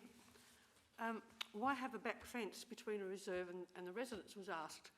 Because don't we remember 2 Moorcroft Reserve, which is Avenue, which has just been through council, where the person, the resident, she didn't know that she was encroaching because she was down the line from when her house was built. It's not now with these new houses, it's when the next residents buy them, maybe in 10 years' time. Oh, suddenly that's their land. They don't know. They don't check. So 2 Moorcroft Avenue was a big issue. It's caused a lot of angst, confusion, building encroachment, time for the council and money to rectify the mistakes of it. And this could happen again, especially with the one Harris Reserve, Erindale. It looks beautiful. It was very saleable because it looked like it had a lot of land, okay? A few buyers down the track, we've got another 2 Moorcroft Avenue. Page 97 of the report states, no one person has more rights to use a reserve than another. Okay, so the house in the photo in Kooyong Reserve, that house backs straight out onto the green grass, which has been done by the council, mown, watered, fertilisers, thank you very much. I'll have a barbecue on it. And anyone who wants to come along, you can't. I'm here, I'm having a barbecue on council land. It should not be a personal choice whether the residents put up a fence. It should be compulsory. I think we as a council need to revisit this. As it stands, it gives certain residents an advantage. It's an equity issue to me about the fencing. Thank you. Councillor Hughes, it's finally your turn. Thank I you. have no one else on the list. I feel like I waited a while there. I think it's already been said this evening, but I just want to raise a few other points. It appears to be that there are a few houses that this is an issue for a few residents, but I quite often visit Harris Reserve because it's on my walk to the coffee shop, and there's that house that's identified in there, but then there's also one that backs onto the dead end street at the other end. So I think to go and pick out a few houses and not holistically address what is a perceived problem seems unfair. And I think Councillor Davis mentioned, and Piggott, that in their ward there's these issues. Well, there is this situation, but it isn't an issue. I also spent a fair bit of time at Warland Reserve. There's a nice little park for those of you who haven't been there, and there are a number of properties that look out onto that reserve. And I don't go there feeling that I can't use the park because people are looking at me. In fact, I quite often sit and look at other people's houses and see if I can see anyone. So I think if there's a specific issue, that should be dealt with, but I don't think we're in a position that we should be allocating money to the budget to address on a larger scale, which is not actually quantified at all at this point in time. I think we either need to address the 1 or 2 that are raising concerns and see whether that flies, but I don't think we should be addressing all because if it's not an issue within the community, I don't think we should be wasting council's time and money to deal with that. Councillor Carbone. Thank you, Your Worship. Question to the mover in her summing up, if she will. We've spent a lot of time tonight talking about this, and it seems to be Kooyong Court is the catalyst. We've spent a lot of tonight talking about it, and not to mention staff time in putting together this report. I'm just wondering if Councillor Dave could sum up in her summing up whether any residents have had a discussion with the people who own the house at Kooyong Court, and perhaps whether she has had any discussions with this resident and expressed concern and maybe tried to privately and quickly and quietly try to negotiate an outcome. Councillor Jones. I would just like to say, I don't think Councillor Davies' motion is suggesting we put up any new fences. She's just saying that we should replace fences that developers have knocked down without consulting council. Now, as I asked in my question previously, I think there's a perfectly good thing called a magistrates court you can take these developers to say, oi, put the fence back up at your cost. And we don't need to spend this money, but I do support the principle, so I will support Councillor Davies' motion. Now, I have no one on the list, so I'm going to go back to Councillor Davey. Thank you, Madam Mayor. Thank you for your consideration of this matter, which relates, to clarify, entirely to council's parks, that is, community land and adjacent homes. While I understand it would be lovely if we could all have no fencing around our homes, there are many considerations in respect of this, and it does depend on the area in which you live in Burnside. So there's some very busy streets, and there's some lovely outer suburbs where, as has been pointed out, you might not need a fence between you and the park because there's hardly any traffic or anyone goes around. There are many other considerations, especially in the more built-up suburbs, relating primarily to safety, and that's including from swimming pools and from dogs. The other major issue is privacy and equitable use of the area. However, I raised this issue and asked for a report back in November not to identify and single anybody out, but because I had tried to negotiate with the CEO and staff, in particular with 2 properties, how we could resolve this situation. It all seems too hard, which amazes me. I mean, the Fences Act is impugned, and I don't understand. And that's why I think there is a planning issue here, even though I won't mention that because it's secret business for the authority. It does impact on how we manage in local government our resources. The properties in question were all bought with their fencing intact. It was brush fences, timber fences, much nicer fences that koalas could climb than a colorbond fence, which is what's usually put up now. But all these fences were demolished to build or rebuild their properties, giving them better access and then thus cutting their costs. So they had huge advantage getting rid of the fence between them and the park. In one of them, the owner actually now waters and mows the lawns as if they are his own, I have been told by the other locals, which really cheeses everybody off. I'm asking for provision in the budget for our staff to be able to negotiate installation of fencing if necessary. The issue is long-standing, which is why I brought it to council, as I've said. As has been raised, the newer suburbs sometimes don't need the fencing, but these Leabrook and Erindale, being older suburbs with subdivisions around them, do need it. The equity issues were addressed on page 97 of the report, and it says no one person has more rights to a reserve than others. Absolutely agreed. And there are benefits living adjacent to the reserve, and people pay more. But all people have equal rights of use and need to be able to use it and not have that use prohibited by someone who's close by and monopolising it, because that's what's been happening.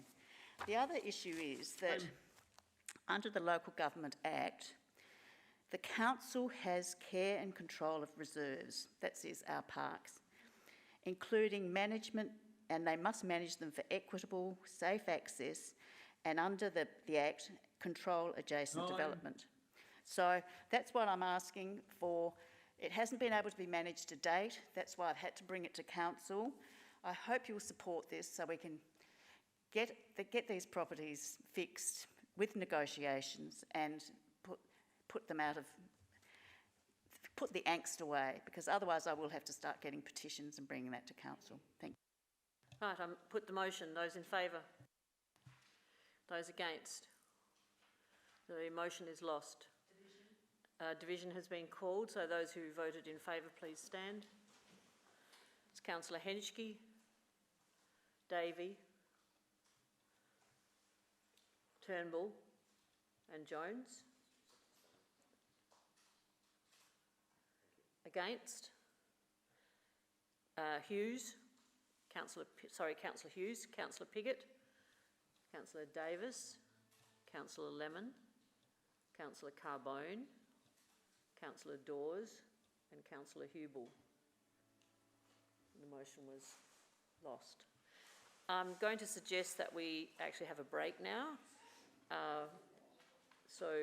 Unless anyone has any difference of opinion. I know we're sort of stopping in the middle, but it is nearly quarter past 9. Look, Mayor, I'm prepared to move the receive and note the report. All right. A seconder, and if we have hands up. All right, if we can do that and everyone's in agreement, that's fine with me. I'm just seeking guidance I'll from you. move. All right, Councillor Councillor Dawes, you'll move the motion, the report, and you'll second it, Councillor Lemon, and I'm hoping everyone will agree. Those in favour? I shouldn't say that. Those against? Right, so the motion is carried. Now, can I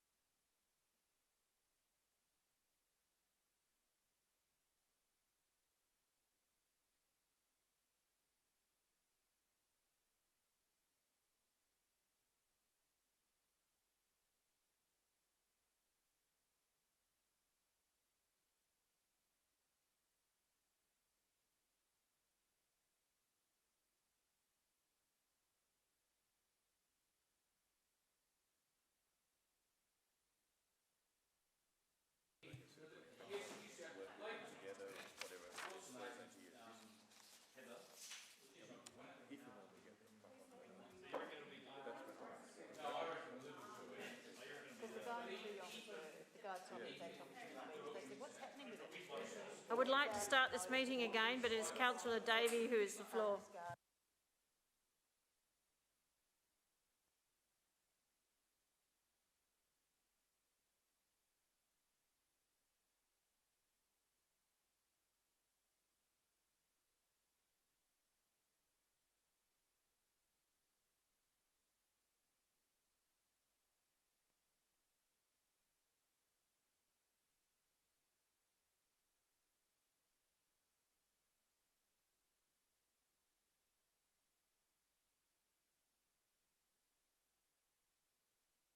Right, Councillor Davey, 11.13.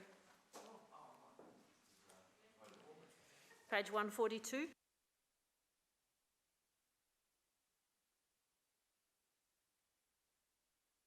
Thank you, Madam Mayor. This is the wonderful Marrickville Precinct Master Plan, which the staff have done a fantastic job on.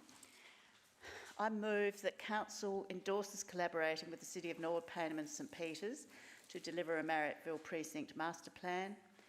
2, endorses the inclusion of $40,000 in the 2022-2023 annual business plan and budget for the delivery of a Marrickville Precinct Master Plan. And 3, there's an additional clause, receives a progress report in August 2022, or sooner if that's possible.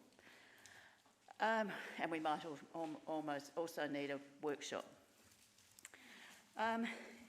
It's very pleasing to see that our colleagues in Norwood, Payneham and St Peters have recognised the value of developing a master plan for this area, which straddles both of our councils, and that they support this. Apparently they supported it unanimously.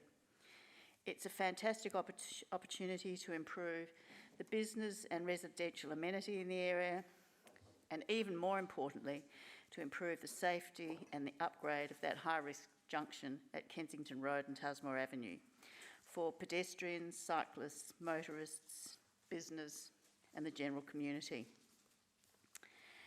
The boundaries seem appropriate, as has been articulated on page 147. I think it's a suggested boundary, but it's a very, well, you can't just box it into an easy site. But they can be adjusted as the project is developed, as we've been told.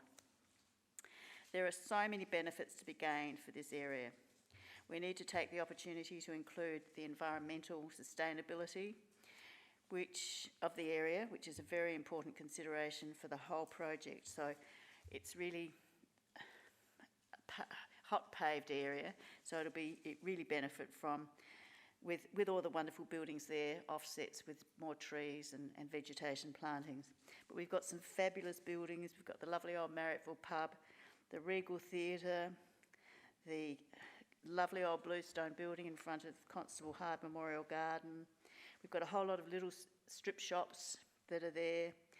And in the middle of it all, we've got this challenge for through traffic and for people accessing it. So it would be appreciated that once all the work gets underway, that Council receives a progress report in 6 months or sooner, if available, on the scope, the boundaries, any challenges and timeframes, and about the collaboration at Norwood, Payneham and St Peters. I know our co-councillors there are very keen to see this happen, and hopefully we might need a workshop before then to ask for our ideas and input. So I hope you'll support this. Thank you. Just before I seek a seconder, who I'm sure Councillor Hughes has already got a name up, is that possible, clause 3? Through Madam Mayor, it certainly is possible. My only concern is it might be a bit early, because if we consider that the budget will only be adopted in July, I'm wondering if there's more to be gained by perhaps after the first quarter, so October. It would just give both parties opportunity to perhaps at least not turn aside, but get some work done. I think August, I can give you a report, but I'm preempting it may not have much in it if we go too early, that's all. Councillor Davey? Could I ask, I mean, we're going into caretaker mode too for the election, so a whole lot of this work would be done before the budget money needs to come out, wouldn't it?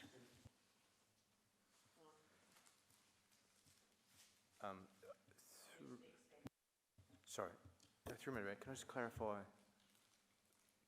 what you just said there, Councillor Davey? Sorry, the budget would, I mean, you'd start the work before the 30th of June, wouldn't you? And because this is all underway, it's been underway already. And when do we actually go into caretaker mode? Because we've got local government elections coming. Yeah, certainly. So through Madam Mayor, we'll certainly have some preliminary conversations and perhaps start talking strategy on how to go ahead with the project. But no work in earnest will start until 1 July when we know we have the budget actually confirmed through the budget process. So I'm certainly happy to give an update in August, but just... I think it gives us more opportunity to have some more traction and something to report.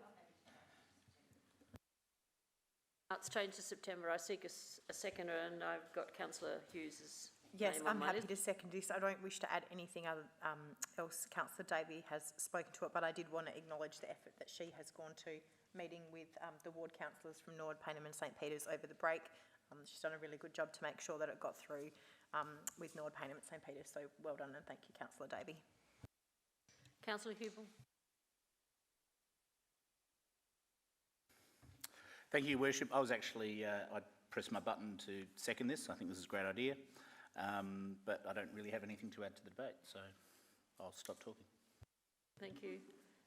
Since there's no one else on my list, Councillor. Thank you, Madam Mayor. Question paragraph 25 refers to should council perceive boundaries will be determined during the development stages. My question is the Rose Park Terrace Gardens ward boundary is up to Northumberland Avenue. Northumberland Avenue is a cut-through traffic and busy feeder to the shopping precinct. I just wanted to know if the administration will be looking at those traffic pressures in the adjacent ward and in this master plan, because Northumberland Avenue is a busy feeder of traffic cut through from Greenhill Road through to Kensington Road. And it's not obvious here in this plan. So just the clarification through the Mayor to the administration, please. I must apologise, Madam Mayor. I was too busy focused on finding the street. What is it exactly you were seeking to clarify? That Northumberland Avenue traffic driving from Greenhill Road through to the Marrickville Shopping Precinct will be taken into consideration in the master planning, because there's traffic issues on Northumberland. It's a big feeder to the shopping precinct. Through Madam Mayor, certainly happy to feed that into the project team for them to work on. There's no one else here, so Councillor Davey. Thank you. Just on that, because it's a very valid point, because there is that huge traffic throughput. You're summing up? Pardon? This is your summing up? No, this is a question. Oh. Just acknowledging Councillor Henschke's issue. At what stage would traffic, and because it's something that's been raised with me by a resident, at what stage would traffic assessment be made? Because we have, confounding all of this, got the On The Run station now open, and there's now some backflow. When they have specials for petrol, there's some backflow that's already going out into May Terrace and Kensington Road. Through Madam Mayor, I think what I can provide is obviously that it will certainly be part of this project, but I can't definitively say when it will be assessed, but one would assume it's integral to the outcome of this plan. So it must be assessed, but I can't tell exactly when the scheme of things it will happen. Now, Councillor Davey, will you sum up? Thank you, Madam Mayor. Yes, thank you for your support for this. It's certainly the very preliminary stages, and as we've heard, the staff have a lot of work to do and a lot of assessment to make and in their meetings with Nord. I think it's a great collaborative project and they're very keen and supportive of us, and I think likewise we are with them. The main issue is going to be, the primary driver is going to be that traffic management. The through traffic has been pointed out, and the traffic travelling east and west on Kensington Road, but particularly east with the On The Run now open, which is creating some hassles already. Thank you. Put to the vote. Those in favour? Those against? Carried. Councillor Davey, 11.16.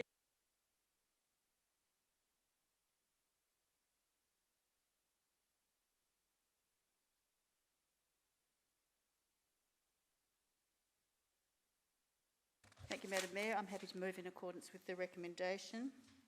I just had a couple of questions that I haven't had a chance to ask. Which were the urgent, at paragraph 13 on page 163, what were the urgent culvert remediation works that needed a select tender for, as identified, about 380k's worth? Yeah, through Madam Mayor, it was the subject of a council report where we sought approval. I'll just see if Mr Cooper or Mr Cant can just give me a little bit more elaboration for Councillor Davies' benefit.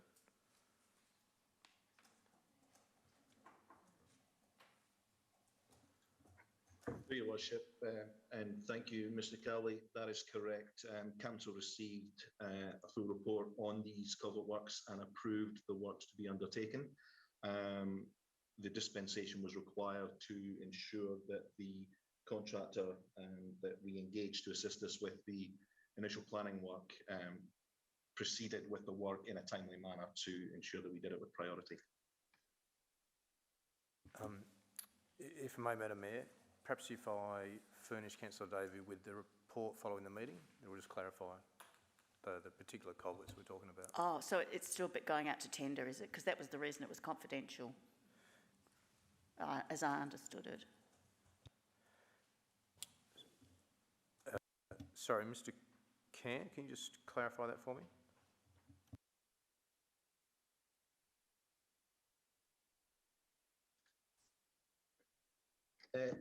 Thanks, Mr Kelly. Can you just repeat that question if you don't mind? I assume that the tender's been let and the work's being undertaken, or has been. I just wanted to know the location of the culvert remediation, please. Oh, absolutely. It went to select tender. The work will be about to commence shortly. We can provide you with the details of that through information document. Thank you. That'd be much appreciated. A couple more questions, if I may. We've got 11 positions, vacant positions, at paragraph 18 on page 165. I understand the director's position is being held, pending review, but there's 10 other vacant positions. Have we had a huge staff turnover or people leaving, or what's the situation, please? It's interesting. We were talking about this as an administration, through Madam Mayor, sorry. We were talking about this as administration. We think some of it is to do with, some of them have unique circumstances, so they're outside of our control, but we believe some of it is people making lifestyle decisions, maybe in line with some COVID reflections about work-life balances. Particularly we're feeling it at the minute in our finance team. So as an administration, we have approved some immediate recruitment rather than wait 3 months, which is our normal process, so we can get the organisation back on track. It's not causing me concern, as I'm aware of some of the particulars, but I do feel that some people are choosing different locations to perhaps live and work in, that we're seeing a bit of an impact flowing through on.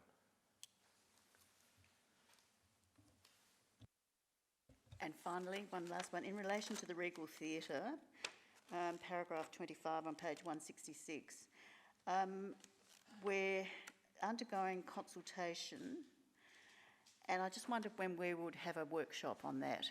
There's been quite a time frame, 7 or 8 months, and I know it's been interrupted by COVID requirements and all sorts of things. So when will we be given workshop options to consider in a workshop, please? Through Madam Mayor, if I can refer that to Mr. Cant.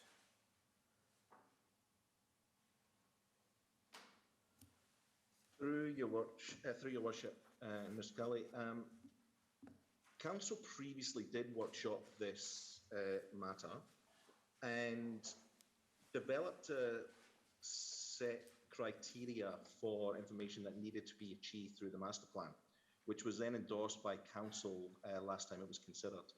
You are quite correct that a project plan was set at that time that has been impacted by COVID and some of the consultation process. However, we are still on track to achieve the milestones within that project plan. I believe the next scheduled update to Council, other than through the CEO report, will be a Council report, which I believe is scheduled for April. But I can confirm that and provide you that details, Councillor Davey. Thank you.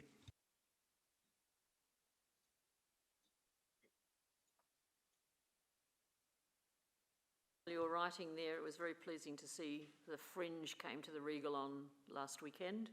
And they had 4 sold-out performances. You may have also seen the two great write-ups in the paper about the event as well, and the theatre. Second, Councillor, I wasn't sure if Councillor Davey had finished because you had a set of questions. And right, so Councillor Dawes has seconded. Anyone else wish to speak? Councillor Turnbull. Can I just ask one question, please? Going back to 18, number 18, page 165, on the 11 positions vacant. How many people employed at the depot and how does this compare with 12 months ago? I'm happy to take it on notice.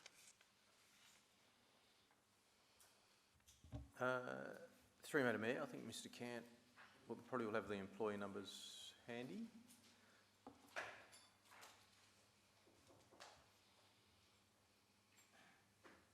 Through your worship, I believe it's approximately 40 FTEs, but to provide you the exact number, I would have to take it on notice. And Madam Mayor, if I can just address the second part of the question about how does it compare. At best, there will only be 1 more position. We haven't had any growth in staff numbers. So the numbers in our Directorates have stayed static. Sorry, can you speak up? I'm not Sorry, hearing there's been no growth. The numbers have stayed static, so the numbers are the same. Right. Okay. Right, do you wish to speak again, Councillor Davey, or then I'll put the motion to the vote? All those in favour? Those against? Carried.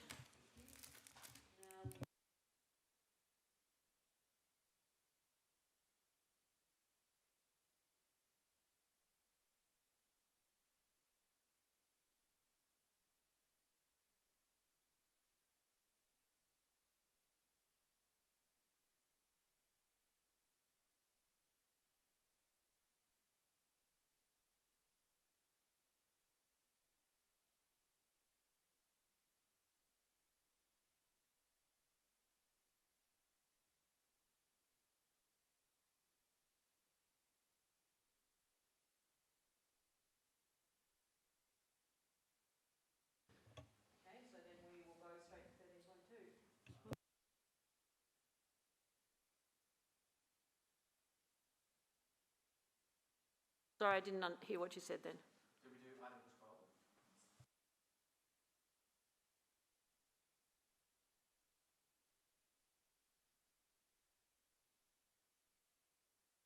12? So I'm happy to move the rescission motion. Look, I'm very happy with the motion that we had with earlier on the evening. This rescission motion comes off the back of a petition of some 240 signatures that were submitted to this council. And I do believe that this motion will help to clarify for the residents of Kensington Gardens Reserve that there is no feasibility study going on there, which essentially was removed in the earlier motion tonight. So for clarity, for those group of residents, it's very important I think that we make that clear to them. So I'd like to move that rescission motion. Seconder, Councillor Henschke, do you wish to speak?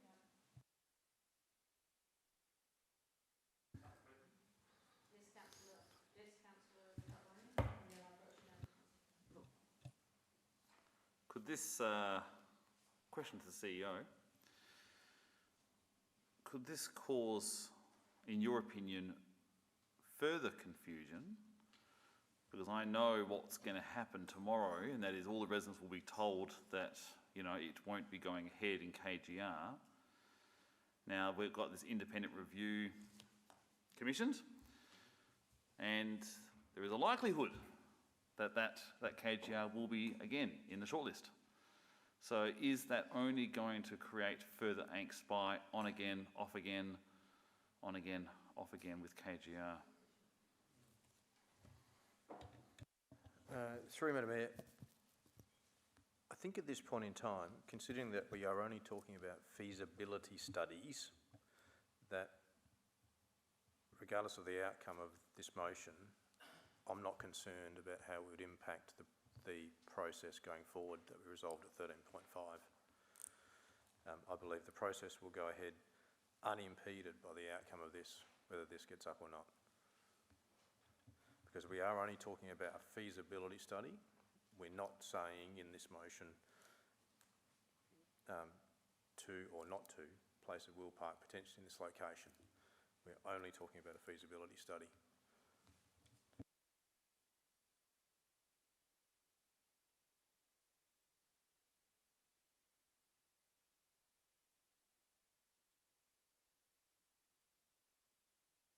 Given 13.5 and the resolution that was passed, is this very rescission motion superfluous?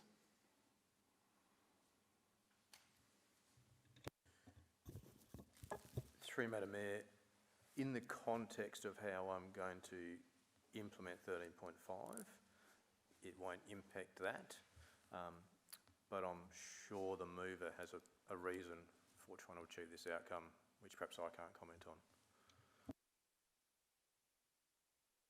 Councillor Hubel. Thank you, Your Worship. I won't support this rescission, and I look at rescission motions very, very carefully, and I cast my mind back to the state of mind I had when I voted on that motion initially. And I can say that my mind and position has not changed from when I voted for it, so I'm not going to vote to rescind it. But I also think it's moot because of the effect that 13.5 has. I think 13.5 should satisfy the residents of Kensington Gardens that the feasibility study is not going ahead, because 13.5 Part 1 reads, the council ceases all action of the currently adopted feasibility studies for wheel parks.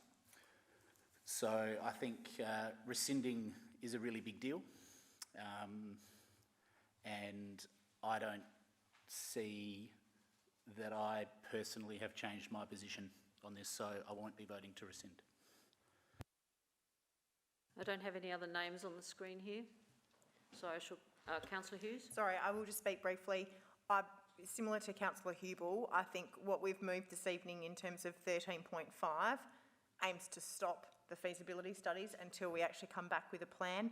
And my personal view is if that plan comes back and says we should change our approach, we shouldn't go to feasibility studies, then I actually think all of those should be dealt with in one rescission motion to cover off on all of those previous feasibility studies rather than just picking this one over the others. So I think the beauty of 13.5 also states that we're going to communicate the position to the community that all of these feasibility studies are on hold. So there will be no work. That's what 13.5 says.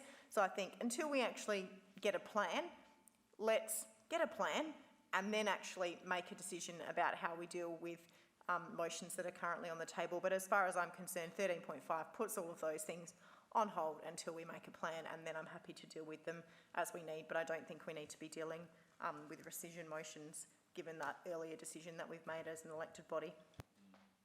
Councillor Piggott. Thank you. Look, technically that's right, it is a moot point. I don't think it does actually do anything in terms of what the administration and CEO will do after tonight, whether this gets up, whether it doesn't. But even in Councillor Hughes's language, she said about feasibility studies being put on hold, not necessarily being got rid of altogether. And I guess what this reflects is just the which we've all been victims of almost, the depth of feeling around Kensington Gardens Reserve caused by the activities of the last 2 months. What this does is actually it doesn't change anything in terms of what we're going to do in regard to get an eventual space in a wheel park. It certainly doesn't mean there won't be one ever put in Kensington Gardens Reserve, as Councillor Carbone implied would be told tomorrow. That's not the case, and the people of Kensington Gardens are intelligent enough to know that. But what it does do is actually get rid of this, which has been a bone of contention for 2 months. Councillor Hughes's motion does do that in practical terms. But I guess the symbolism, which actually doesn't take anything away from what this council wants to do around the wheel park, the symbolism of this being rescinded and taken off the books is quite significant, I think, to just take the heat completely out of what's happening around Kensington Gardens Reserve. The petitions, the emails, the social media, it makes it very clear, very, very clear that at this stage Kensington Gardens doesn't have a feasibility study on hold, hanging over its head, anything. It's just come out. It hasn't taken Kensington Gardens Reserve out of any future consideration. That is certainly clear.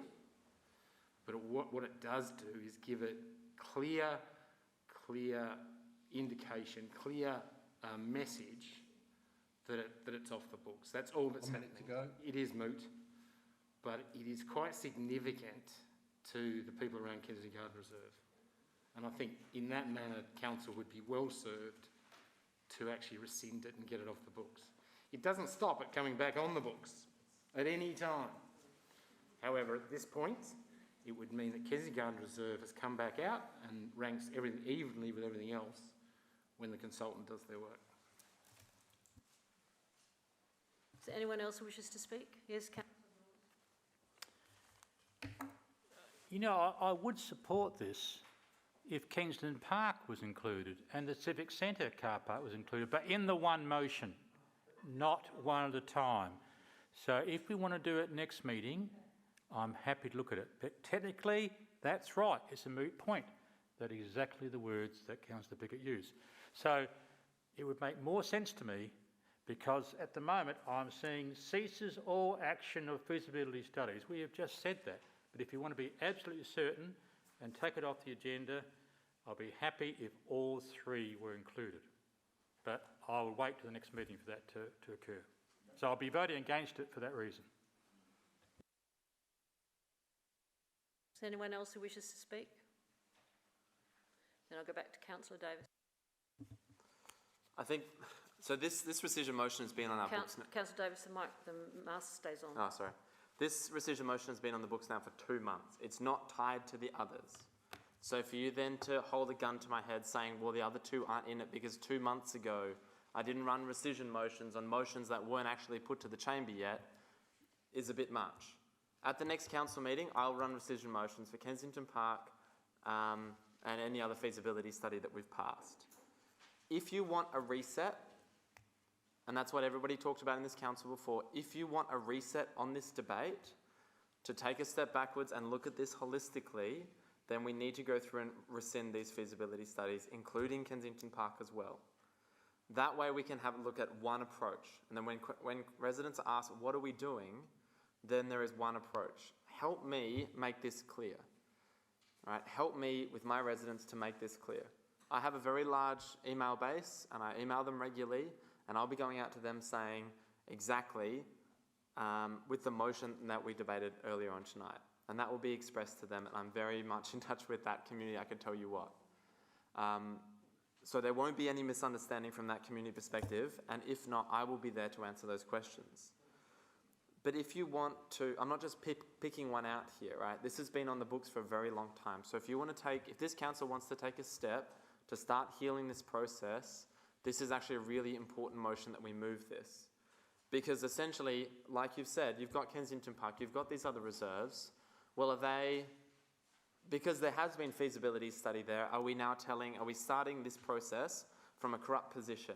Are we starting this external feasibility study or this analysis with an external consultant from a corrupt position because the council's already passed that it's interested in looking at these three things? Now, that is not what the consultant... Point of order, you're accusing us of being corrupt. I actually take offence to that. I I am don't know saying... the code, but to No, call the that is chamber completely wrong. corrupt That is not what I is said. unfair. That is not what I said. Stop, please, both of you. That is not what I said, Sarah. It's not what I said stop the conversation right now. No further argument. Sarah, would you clarify your point of order? My point Without of order interruption. is that Councillor Davis is accusing us that we I are did not say essentially that. corrupt. You said we will be doing let it me for... clarify Do exactly not what I said. interrupt. That was the words that you used. No, You I actually didn't. used it more than once. No, I didn't. We'll go back and watch the footage afterwards Go and and do debate that. that, but I personally take offence. I That is don't not know what the I section said. in the Act. Sorry, you shut up. You shut up. You shut up. If you don't call into order right now, I'm going to stop the meeting right now. And then we go home? Yes. Okay, do that. Can I With a clarify? move and Let me reiterate what I said. Well, let me make it clear what I said.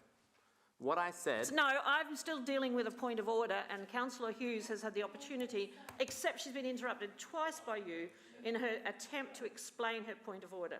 She has the right to do that.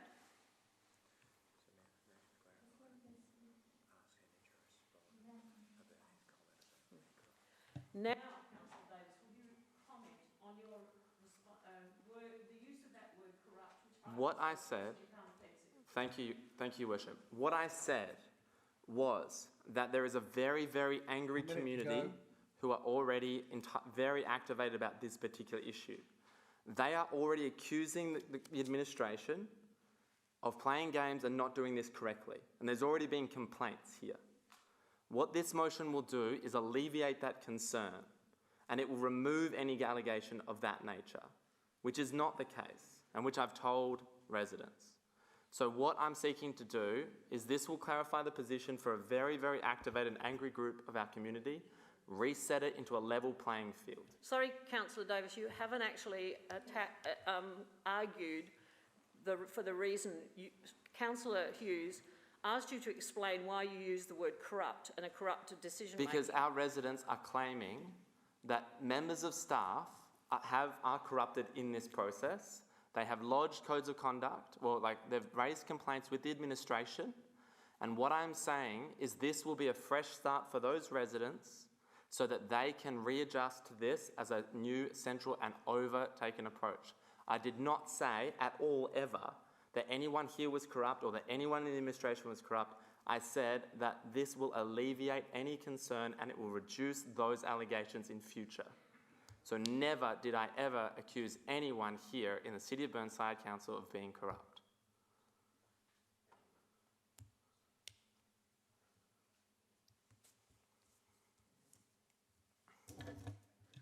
All right, thank you for your clarification, and I do take on board your concerns and complaints, your concern about the use of the word. I think it was totally inappropriate.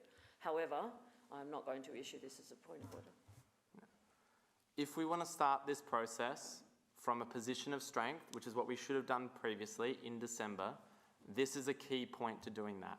And this is a key step to doing that. So it's not just a waste of time, and it is an important part. At the next council meeting, we should move rescissions to remove Kensington Park and any other feasibility location that we've looked at, including the Civic Centre, so that we can look at this from a fresh start so the entire city has a way of doing it. Otherwise, there will be allegations, I can guarantee you, that there will be, again, specific locations that some are included and some are not. So I seek your support for this motion, please. Right, those in favour? Those against? The motion is lost.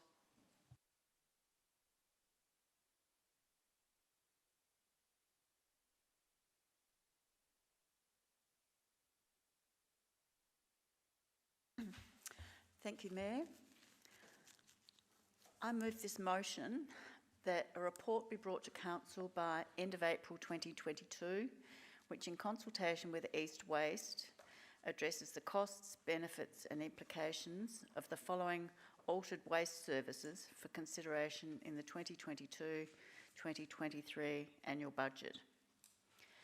1, the introduction of an increased, that is weekly, green organics waste bin collection for Burnside residents. 2, the introduction of a reduced, that is fortnightly collection of red general waste to landfill bin. And 3, how the City of Burnside can provide support to business and leased premises with services for collection, or with possible services, I should say, for collection of organics and recycling where appropriate to ensure increased capture of recyclable waste from this sector. So I've moved this way because a lot of other local government councils are already trialling this increased green waste collection. We have such great buy-in by our own Burnside community with rates of recycling of organic waste increasing exponentially. I don't have the figures. We have excellent kitchen waste rates being put into the green bins. We have a fantastically improved system of dog waste management with our biodegradable dog waste bags and our new 4 waste disposable stations in our big parks. So we have such volumes of compostable organic waste being generated that I believe it's time we considered moving to weekly organic waste collection. So the intent of this motion is that we consider this issue, the pros and cons, how this would work with East Waste and whether there are any other councils in the East Waste group that are doing this, and bring a report back to council. I'm happy to be advised if that date is too soon, or does that have enough given the administration enough time. The other issue too is that I have noticed, and I have had feedback from businesses that they feel they could get more support for removal of green waste. And that's particularly food premises, cafes, those sort of businesses. And I think we have some leased premises in our parks. I think people like Meals on Wheels might need some more help with recycling their compostables. So it's generally asking for a review of 1 minute to go. How we manage all of this, and can we do it better? And of course, conversely then reduce costs, because our greatest cost in all of this is the red general waste to landfill disposables. So I hope you'll support this. Thank you. Seek a seconder. Councillor Hughes, do you wish to speak? No. Anyone else wish to speak? Councillor Lemon, I think I saw, supposed to be using this hand, but I did see that hand and that one and that one. So I'm writing those down. Is this, so when I put my hand up to draw attention, I can't use my left hand? No, it says to use the one on the machine. Oh, I did too. I did it at the same time. Yes, yours was there first and then it was turnbull. But I also have 2 other people with their hands up as well, so I will get through them. You're first. Thank you. I actually support this concept, but I've got a question. I thought that the collection of the red bins was relegated beyond a council's. So for us to look back at going to picking them up fortnightly would be against a state law, or some sort of agreement that we have in terms of waste collection through the LGA. Can you tell me whether that's so? Through you, Madam Mayor, your thoughts are correct, Councillor Lemon. Currently, it's state legislation that determines the frequency of the red bin pickup. So obviously that's legislated to occur weekly. Councillor Davey is correct. There are, I'm certainly aware of one, council that has permission from the state government to conduct a trial. So at this stage, the report could be used as a lobbying tool, or to seek permission ultimately, if that's where council wanted to go. But at this stage, council could not unilaterally decide to pick up the bins fortnightly rather than weekly.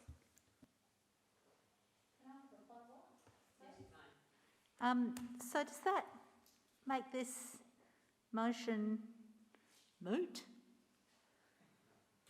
With a double O rather than UTE? Through you, Madam Mayor, I don't believe so. If we look at the first paragraph, it would address the cost, benefits and implications of the 3 points. So I believe, Council could choose to proceed with this matter and we would end up with a report which would perhaps expand on the legislative implications, social and whatever that other things come to light in the report construction process. Right, next one, and I'm going from the list as I got the hands up and then as well. So the next person to speak is Councillor Turnbull. Thank you, Mayor. My question is, are there other councils serviced by East Waste doing this weekly pick up for the red bin? Sorry, green bin. Through you, Madam Mayor. Mr. Cant, are you aware of any East West councils doing a trial in this space?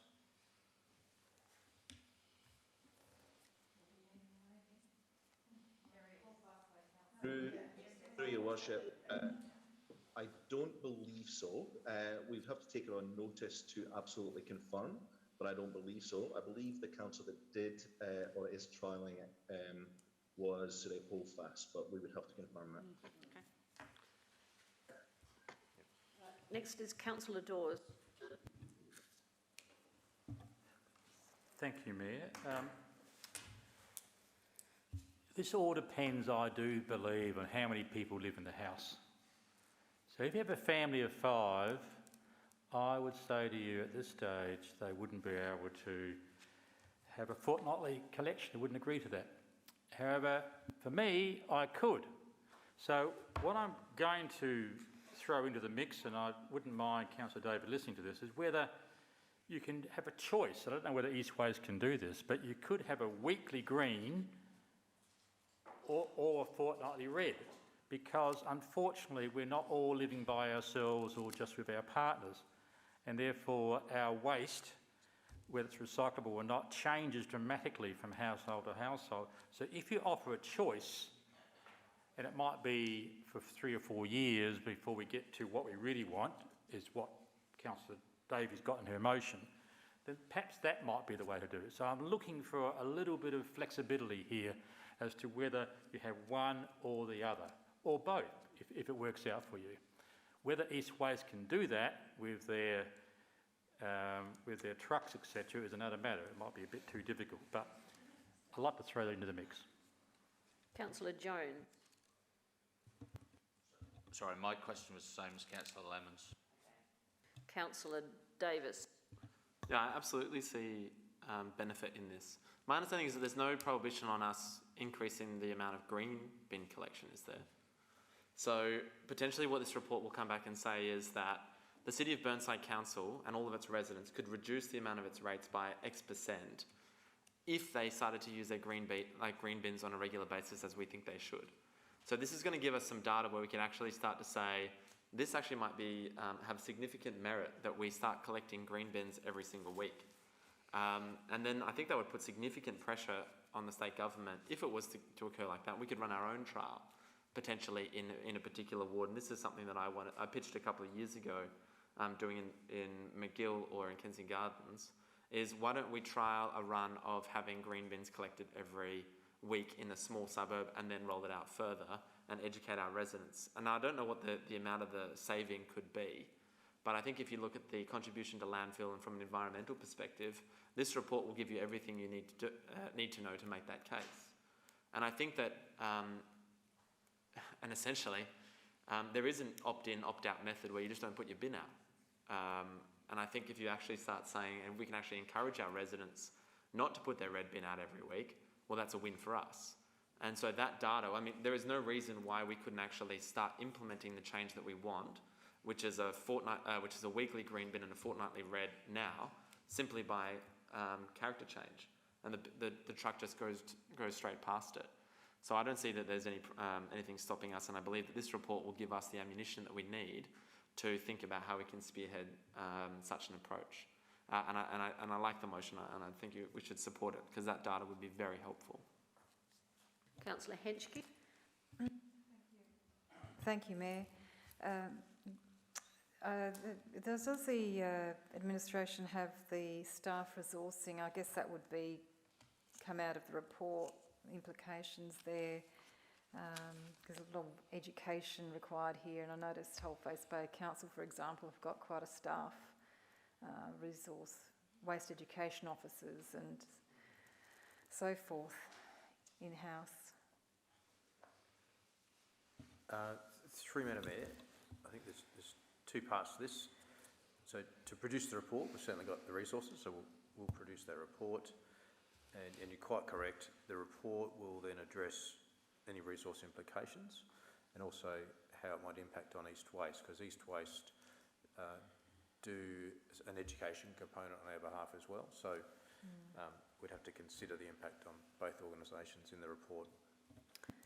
Yeah, I'd just like to quickly speak to this. When we had the briefing from the CEO of East Waste, I remember asking him about the red bin and the notion of a red bin to get to this fortnightly collection would have to be all dry. So everything you put in your red bin would be dry, because anything wet will smell. A couple of weeks in now hot summers, anything damp, wet will smell. So it's going to be quite a challenge for some residents to do this. Personally, you know what? When I got stressed through COVID or anything, if I was out of whack, I wouldn't actually be recycling, or I'd be not putting everything in the green bin. I have to say, I'd chuck it into the red bin. I felt really guilty, but I did it because I was really tired, and whatever was happening. So there's errors. Human beings aren't perfect. So fortnightly could be pretty tough with the prawn heads. Okay. Councillor Carbone.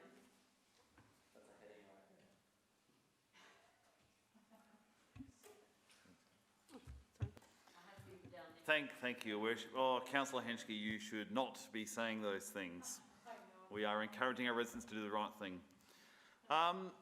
This has been talked about for a while now, and I think it largely is supported. But the issue is the residents don't want to forego their weekly red bin. I'm just thinking about my own personal example, where my green bin is always chock-a-block. It's spiking up with all the greenery and so forth. And my yellow bin, sometimes I put it out, sometimes I don't. But the red bin I always put out, even if there's virtually nothing in it, because what's in it needs to go, like nappies and so forth. So the only probably way around it, without foreshadowing the CEO's report, is probably having 3 bins picked up one week and 2 bins picked up the other. Red bin every week, yellow bin every fortnight, and green every week. I think that's probably the only way we're going to get around it. But of course, that's a cost. Okay, that's another truck, another driver going down an additional every street on a pickup day. So expect a cost for residents in their rate rises. So, yeah. Councillor Turnbull, you're next. Oh, thank you, Mayor. I think before we go to this stage, we have to have more education for our residents. It was either the East Waste graph or the Environment and Sustainability report by Dr. Phil that said Burnside's doing pretty well with this, but not much improvement from the other years.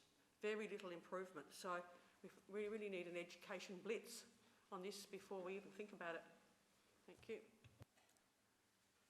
Councillor Lemon. Thank you. I'll start with a question, but I'll speak to this motion. And my question is this. I read a lot, and in the last week, I read something about a survey that's going on or a pilot that's going on with bin collection, where they're using smiley faces as a sticker on the bin when they've done the right thing, and the smiley faces stay on them, and when they've not done the right thing, they get frowny faces, and the residents are pulling the frowny faces off. What was that? It was a trial that the team are doing. It was 100 bins in a trial, and it was where you got a smiley face if you were putting the correct items in the correct bin, and if you weren't, you got the sad face. Now, what we noticed was in the presentation that Dr. Phil gave to us, that did force behaviour change. People who got the sad face did change their behaviour for want of wanting a smiley face. But it did result in real behavioural change. I'll speak to it now if I can, thank you. I would really like this to happen, but I think getting a report's fine, but I think there's some major hurdles that we need to overcome before we can actually implement such a thing. And not the least of which is convincing the state government that we only pick the red bin up, you know, wouldn't it be great if we only picked red bins up on an at-call basis? How fantastic would that be? However, I actually very much agree with what Councillor Turnbull was saying earlier on, and that is there's no way this is going to work unless we engage with our community. We can't just impose this. I actually think that we need to have a big conversation with the community as a whole so that they come along on, this is a journey that we take, and we can't take it just 13 people in this room. It has to be across the board with the residents of Burnside, and until we actually tell them stuff, and I don't think we've got a lot of penetration in terms of the bins and individual households and the impact they have on landfill and recycling and all sorts of other things. I think there's a lot of community engagement that needs to take place before we can, in fact, achieve what we're looking to achieve here. So I think it's a lot more complex than just getting the legislation right and getting an extra truck. The other point that I'd make is when it comes to businesses, I think that any business could probably use our green waste. The trouble with most of them is that they've got bins that aren't like our green bins, so our trucks can't pick them up. So most premises have large bins that are part of, 3 restaurants use the same bin, and they get picked up by private contractors. And the reason they do that is the private contractors have got the sort of trucks that use the bins that are commercially available to people for waste. And until we change that, and again, I think that's beyond the remit of this particular motion, but something we might be able to look at for our local businesses if they're small enough to be able to use a green bin. Yes, a report would be good, but I think that we're not even close to getting to the stage where we would even look at a date to implement something like this. But it would be good to start thinking about it, and perhaps workshops would be good too. So whilst I support this, this is baby steps right at the very beginning, I'm afraid. Thank you, Councillor Lemon. Next is Councillor Jones. Thank you, Your Worship. Peter Bennett, who we just named a garden after, would say, what do you need a green bin for? It should all be going on your compost heap. Now, I know compost heaps have problems in Adelaide because of snakes, so we're probably talking about compost bins, but that's what we should be encouraging people to do, is people put all their green waste in the compost bin, and then they put it back on their garden, and the council doesn't have to pick it up at all. So I would quite like, if the administration was willing, to at least consider that in any report. And I don't know, maybe we do offer a subsidy to people for a joint household council-owned compost bin, and that would be actually a much better environmental outcome than a weekly collection. So I'm just throwing that in there as a thought. Councillor Hubel. Thank you, Your Worship. Just on a a light note. In 4 minutes, it'll be 22 of the 22nd of the 2nd, 22. And unfortunately, it's 19 degrees. So that's really mucked that up. No,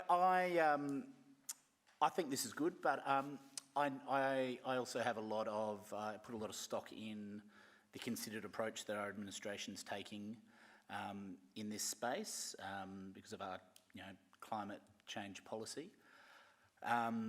We do know that one of the biggest problems, one of the biggest things we could do as a race is, as human beings, is to stop putting organics in landfill. So getting the wet stuff out of the red bin is the priority here. Now, yes, if we can put it on our compost bins, that's great as well. But getting the organics out of the red bin is got to be the priority.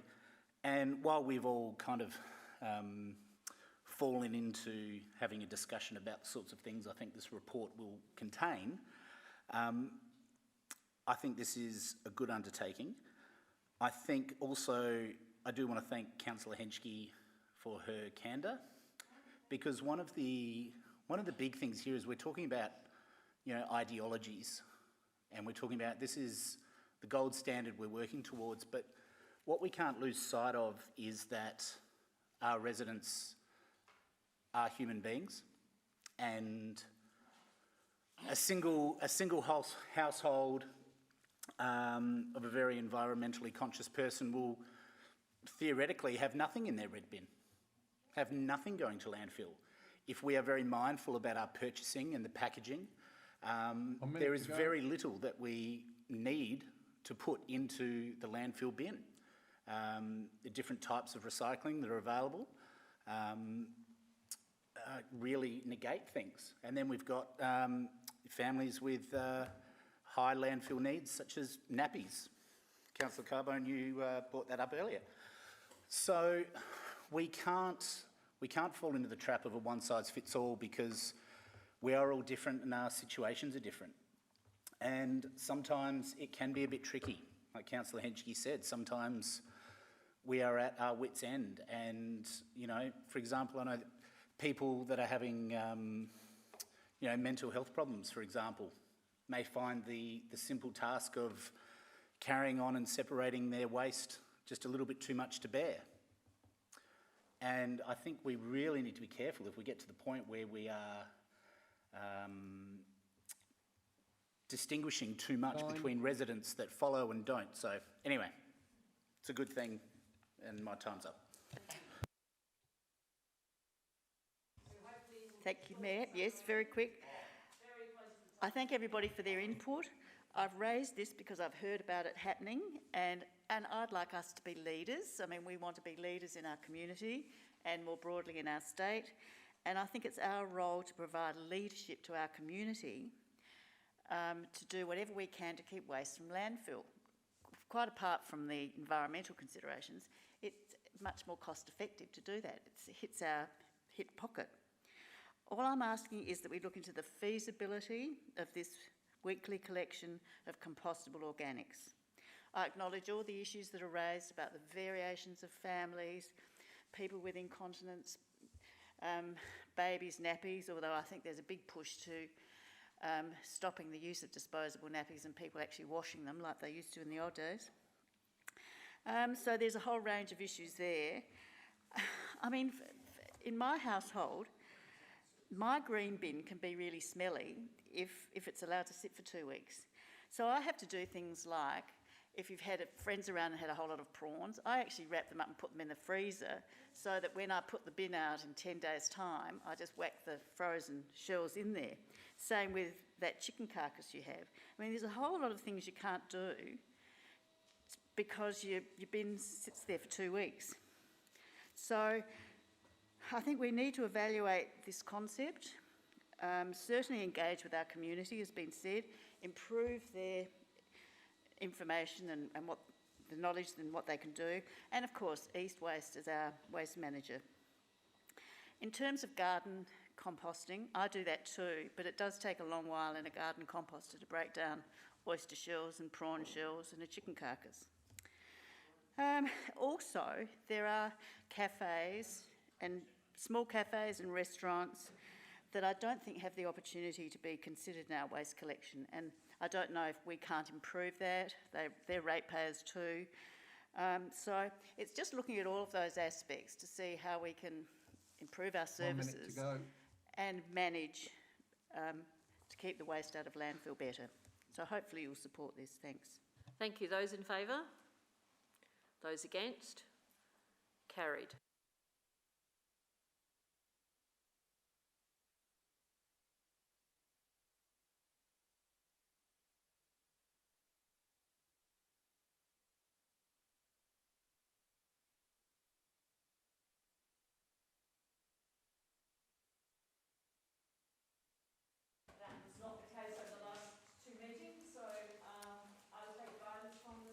I don't want to have an extension of time, but I am happy to move Councillor Henschke's motion to the front of the next agenda, just so that we can deal with that. I feel like having things... I'd second that, that's what I was going to say. Yeah. Those in favour of that motion? Against? Carried.